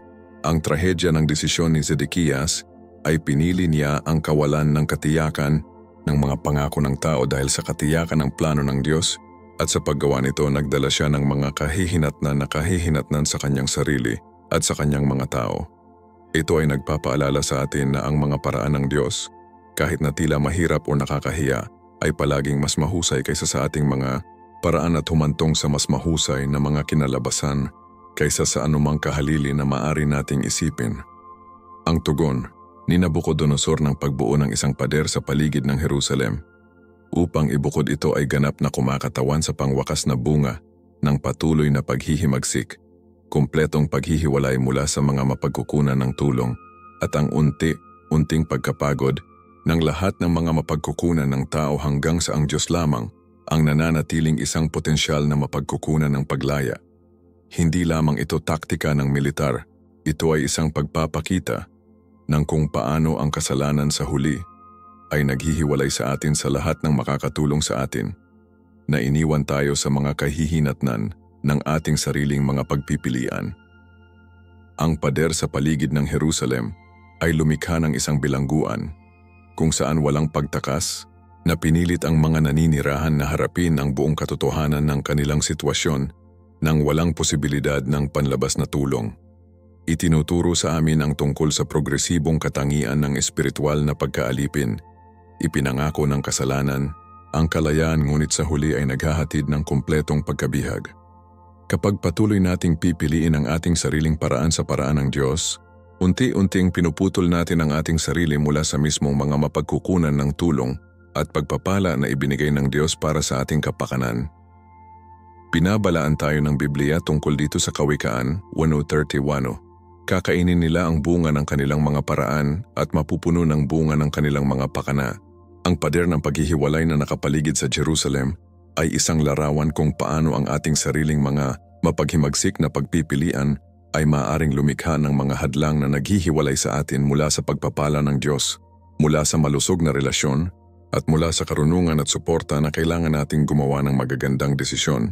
Gayunpaman, kahit nasa desperadong sitwasyong ito, ang awa ng Diyos ay magagamit pa rin sa pamamagitan ni Propeta Jeremias, na patuloy na nag-aalok ng pag-asa para sa mga sumuko at magsumiti sa plano ng Diyos. Ito ay nagpapaalala sa atin na kahit gaano pa tayo makaramdam bilang isang resulta ng ating mga mahihirap na pagpipilian, ang biyaya ng Diyos ay laging magagamit sa mga tunay na nagsisisi at bumalik sa Kanya.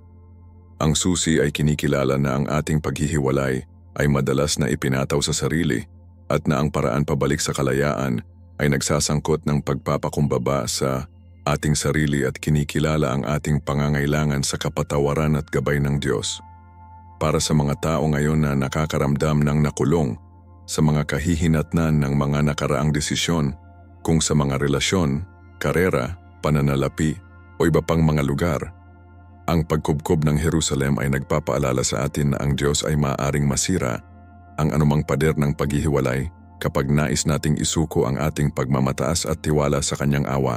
Ang pisikal na pader sa paligid ng Jerusalem ay mabigat, ngunit wala ito kumpara sa mga espiritual na pader na ang pagmamalaki at paghihimagsik ay maaaring magtayo sa paligid ng aming mga puso. Ang 18 buwang pagkubkob na humantong sa matinding tagutom at desperadong kilos tulad ng cannibalism ay nagpapakita ng kakilakilabot na kalaliman na maaaring lumubog ang kalikasan ng tao kapag nahihiwalay mula sa pagkakaloob at proteksyon ng Diyos na nagsisilbing isang mabibigat na babala tungkol sa panghuli-bunga ng patuloy na paghihimagsik laban sa banal na awtoridad. Hindi lamang ito pansamantalang abala o isang maikling panahon ng paghihirap, ito ay isang matagal na paglusong sa desperasyon na tinanggal ang lahat ng pagpapanggap ng sibilisasyon at ipinahayag ang kadiliman na umiiral sa puso ng tao kapag tinanggal ang impluwensya ng Diyos. Itinala ng Biblia ang mga kilabot na detalyeng ito na hindi masensationalize ang pagdurusa, ngunit upang ipakita sa amin ang malubhang kahihinatnan ng pagpili ng ating sariling paraan sa paraan ng Diyos. Sa pagdadalamhati Water from the Ten, nabasa natin ang nakakasakit na paglalarawan. Sa pamamagitan ng kanilang sariling mga kamay na mahabagi na kababaihan ay nagluto ng kanilang sariling mga anak na naging pagkain nila nang masira ang aking mga tao. Ang matinding sitwasyong ito ay tumutupad sa mga babala na ibinigay ni Moises ng mga siglo ng mas maaga sa Deuteronomio 28:53-57 tungkol sa kung ano ang mangyayari kung ang Israel ay patuloy na sumuway sa tipan ng Diyos. Ang mga ito ay hindi makatarungang parusa ngunit likas na mga kahihinatnan ng pagputol sa kanilang sarili mula sa mapagkukunan ng lahat ng pagpapala at pagkakaloob. Para sa amin ngayon, ito ay nagsisilbing paalala na ang mga kahihinatnan ng kasalanan ay palaging mas malubha kaysa sa una nating isipin. Kapag pinili nating mabuhay ng nakapag-iisa mula sa Diyos, unti-unting nawawalan tayo ng pag-access sa kanyang proteksyon, pagkakaloob at mga pagpigil sa moral na nagpapanatili ng maayos sa lipunan.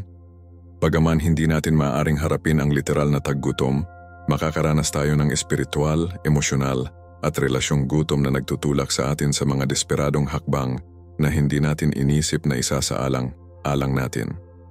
Ang pagkubkob ng Jerusalem ay nagtuturo sa atin na ang mga batas at prinsipyo ng Diyos ay hindi makatwirang mga paghihigpit, ngunit ang mga hangganan ng proteksyon na nagpipigil sa atin na sirain ang ating sarili at ang iba pa. Kapag palagi nating nilalabag ang mga hangganan na ito, sa kalaunan ay nahaharap natin ang mga likas na kahihinatnan ng ating mga pagpipilian at ang mga kahihinatnan na iyon ay maaaring maging mas masisira kaysa sa inaasahan natin.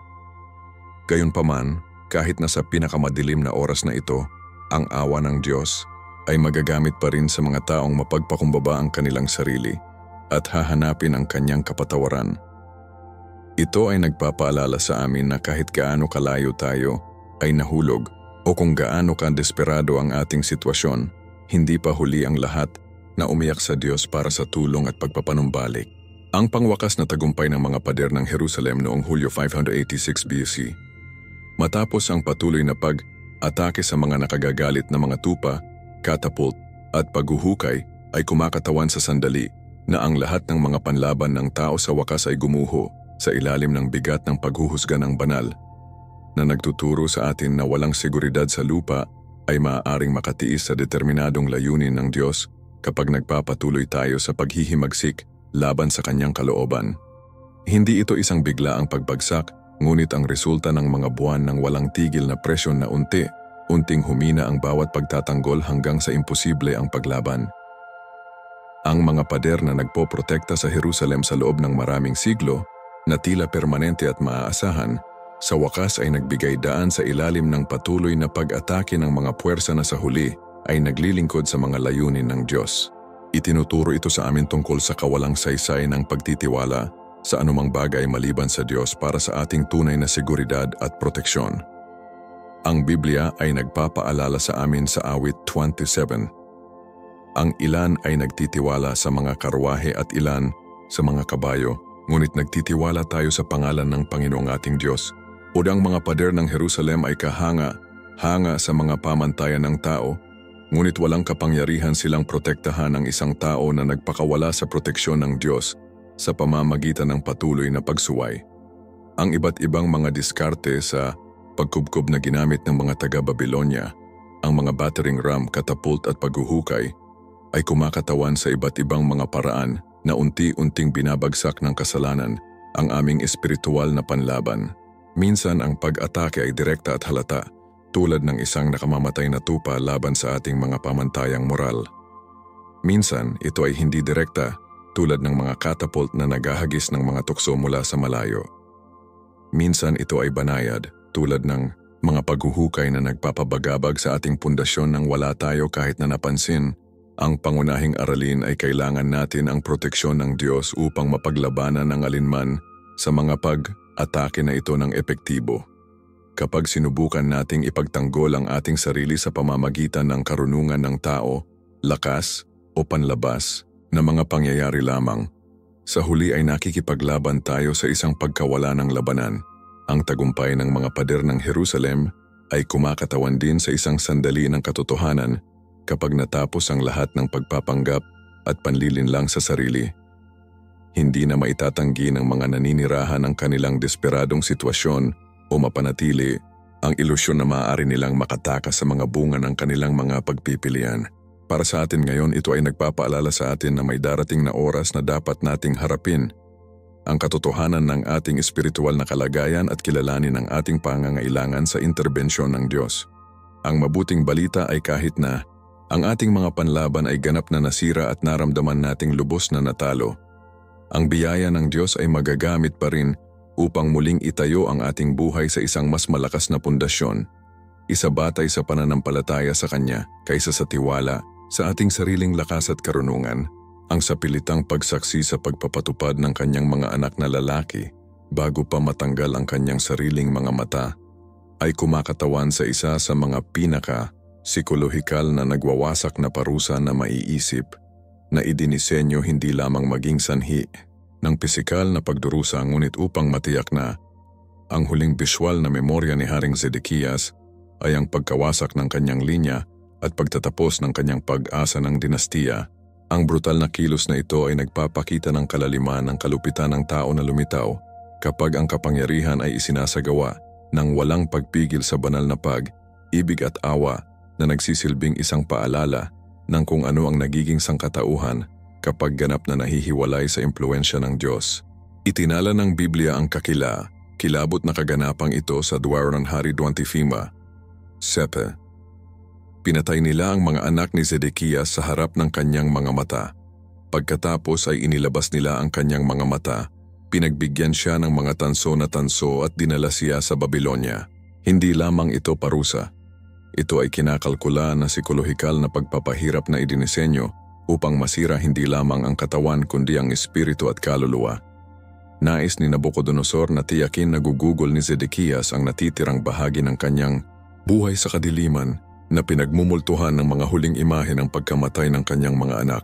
Ang matinding kalupitan na ito ay nagtuturo sa atin tungkol sa mga malubhang kahihinatnan ng patuloy na paghihimagsik laban sa malinaw na ipinahayag na kalooban ng Diyos.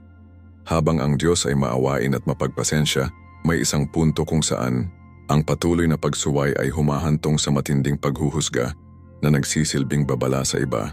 Si Zedekias ay binigyan ng maraming mga pagkakataon upang isumite sa plano ng Diyos sa pamamagitan ng propetang Jeremias, ngunit palagi niyang pinili ang pagmamataas at tanyag na opinyon sa banal na karunungan. Ang kanyang trahedyang pagtatapos ay nagpapaalala sa atin na ang mga posisyon ng pamumuno ay may higit na pananagutan at na ang ating mga pagpapasya ay nakakaapekto hindi lamang sa ating sarili, kundi sa mga nasa ilalim ng ating impluensya.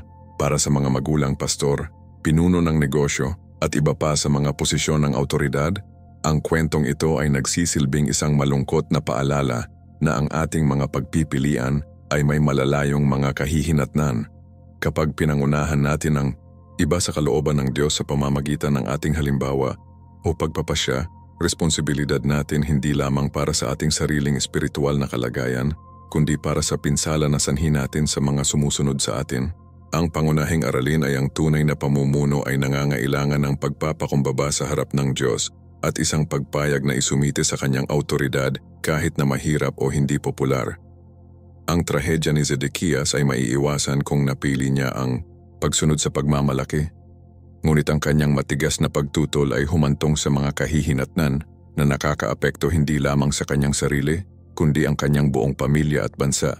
Ang pagpapatupad ng lahat ng nakunan ng mga maharlika na epektibong pinapatay ang maharlikang linya ng Huda ay nagpapakita kung paano ang patuloy na paghihimagsik laban sa Diyos ay maaaring humantong sa kumpletong pagkawasak ng kung ano ang dating permanenteng at banal na itinatag na nagpapaalala sa atin na kahit na ang mga regalo at pagpapala ng Diyos ay maaaring alisin kapag sila ay palaging nag-abuso o kinuha para sa ipinagkaloob. Ito ay hindi lamang pampulitikang pagpapatupad. Ito ay ang pagtatapos ng isang dinastiya na namuno ng higit sa 400 taon na sinusubaybayan ang linya nito pabalik kay Haring David mismo. Ang linya ng hari na ipinangako ng Diyos ay magtitiis magpakailanman ay tila dumating sa isang biglaang at marahas na pagtatapos. Kahit na alam natin mula sa banal na kasulatan na ang Diyos ay mapanatili ang isang nalalabi kung saan darating ang Mesyas. Ang pagpapatupad ng masa na ito ay nagtuturo sa amin tungkol sa mga malubhang kahihinatnan ng squandering ng mga pribilehiyo at responsibilidad sa espiritu. Ang mga maharlika ng Huda ay binigyan ng mga posisyon ng impluwensya at autoridad, hindi para sa kanilang sariling pakinabang kundi maglingkod sa mga layunin ng Diyos at pagpalain ang kanyang bayan. Sa halip ginamit nila ang kanilang mga posisyon upang maalis ang bansa sa Diyos at sa paghihimagsik. Ang kanilang pagkawasak ay nagsisilbing babala sa lahat na binigyan ng espiritual na autoridad o impluwensya, maging bilang mga magulang, guro, pastor o pinuno sa anumang kapasidad, na ang mga posisyon na ito ay may malubhang pananagutan. Binigyang diin ni Jesus ang prinsipyong ito sa Lucas 4:48. Mula sa lahat na nabigyan ng marami, marami ang hihilingin. At mula sa isa na ipinagkatiwala ng marami, marami pang tatanungin. Ang kapalaran ng mga maharlika ay nagpapaalala sa atin na ang mga espiritual na pribilehiyo ay hindi permanenteng pag-aari ngunit pansamantalang mga katiwala na maaaring alisin kung napatunayan natin na hindi tapat. Gayunpaman, ang kwentong ito ay tumuturo din sa atin patungo sa tunay na pag-asa na natagpuan kay Hesukristo na magmumula sa parehong linya ng hari upang maitaguyod ang isang walang hanggang kaharian na hindi batay sa kapangyarihang pampulitika ngunit sa pag-ibig, kapatawaran at pagbabagong anyo ng espiritual. Ang maliwanag na pagtatapos ng dinastiya ni David ay talagang paghahanda para sa pangwakas na katuparan nito kay Kristo na maghahari hindi lamang sa Israel ngunit higit sa lahat na naniniwala sa Kanya. Para sa atin ngayon, ito ay nagpapaalala sa atin na kahit na ang ating pag-asa sa lupa at mga plano ay tila ganap na masira, maaari pa ring gumana ang Diyos sa pamamagitan ng mga lugar ng pagkasira upang maisakatuparan ang Kanyang mas malaking layunin. Ang susi ay ang pagpapanatili ng pananampalataya sa Kanyang soberanya at kabutihan kahit na ang mga pangyayari ay tila sumasalungat sa Kanyang mga pangako. Ang kumpletong pagkawasak ng Jerusalem ni Nabucodonosor ay nakatayo bilang isa sa pinakamalakas na paalala ng kasaysayan na walang kapangyarihan sa lupa, kahit gaano pa mapalad o protektado ito, ay maaaring makatiis sa paghatol ng Diyos kapag ang patuloy na paghihimagsik ay pumapalit sa tapat na pagsunod. Mula sa psikolohikal na pakikidigma ng unang pag-atake hanggang sa malupit na paghihiganti ng pangwakas na pagsakop, nasaksihan namin kung paano ang isang lungsod na dating nakalagay sa templo ng Diyos ay maaaring bumagsak ng lubusan na tumigil, ito bilang isang bansa, isang banta, o kahit na isang memorya sa isipan ng mga kaaway nito. Ngunit narito ang tanong na dapat iling ang bawat isa sa ating pangunahing. Gumagawa ba tayo ng parehong mga pagkakamali na humantong sa pagbagsak ng Jerusalem? Nagtitiwala ba tayo sa ating sariling lakas, ating sariling karunungan, ating sariling mga plano habang hindi pinapansin ang malinaw na patnubay ng Diyos sa pamamagitan ng Kanyang salita at Kanyang espiritu? Inisip ng mga tao ng Jerusalem na ang kanilang mga pader ay protektahan sila. Ang kanilang mga alyansa ay ililigtas sila, at ang kanilang mga relihiyosong tradisyon ay ginagarantiyahan ang pabor ng Diyos. Gayunpaman nawala ang lahat dahil nawala na ang kanilang koneksyon sa puso sa Diyos na nagmamahal sa kanila. Anong mga pader ang pinagkakatiwalaan mo ngayon sa halip na magtiwala kay Hesukristo? Anong mga maling pangako ang pinaniniwalaan mo sa halip na tumayo sa matatag na pundasyon ng salita ng Diyos? Ibahagi sa mga komento sa ibaba. Ano ang pinakamalaking aralin na itinuro sa iyo ng dokumentaryo na ito tungkol sa iyong sariling espiritual na buhay? Nais kong marinig kung paano nagsasalita ang Diyos sa iyong puso sa pamamagitan ng kwento ng Jerusalem. Kung binuksan ng nilalamang ito ang iyong mga mata sa malubhang kahihinatnan ng espiritual na kompromiso at ang hindi ka paniwalang kahalagahan ng manatiling tapat sa pagtawag ng Diyos sa iyong buhay, huwag panatilihin ang paghahayag na ito sa iyong sarili. Pindutin ang pindutan ng Subscribe ngayon at buhayin ang mga abiso upang hindi mo makaligtaan ang nilalaman na maaaring baguhin ang iyong relasyon sa Diyos. Ibahagi ang video na ito sa isang taong kailangang marinig ang mga katotohanan ito. Ang iyong pamilya, ang iyong mga kaibigan, sino mang nahihirapan sa paggawa ng mga tamang pagpipilian sa mga mahihirap na oras, at nagsasalita ng paggawa ng tamang mga pagpipilian, kailangan mong panoorin ang video na lumilitaw sa iyong screen ngayon tungkol sa 7 uri ng mga tao na hindi mai-save ng Diyos. Matapos malaman ang tungkol sa pagkawasak ng Jerusalem, nais mong tiyakin na hindi ka nahuhulog sa alinman sa mga mapanganib na espiritual na kategorya na maaaring humantong sa walang hanggang paghihiwalay mula sa Diyos. Tandaan kaibigan, ang salita ng Diyos ay hindi na nagbabalik ng walang laman at ang mga aralin mula sa pagbagsak ng Jerusalem ay inilaan upang maprotektahan ka mula sa paggawa ng parehong mga nagwawasak na pagkakamali. Manatiling matatag sa iyong pananampalataya, panatilihin si Jesucristo sa gitna ng iyong buhay, at huwag kalimutan na ang totoong seguridad ay nagmumula lamang sa paglalakad sa pagsunod sa ating mapagmahal na Ama sa Langit. Hanggang sa susunod na oras, ito ay si Marco na nagpapaalala sa iyo na panatilihin ang iyong mga mata kay Jesus at ang iyong puso na nakahanay sa perpektong kalooban ng Diyos. Pagpalain ka ng Diyos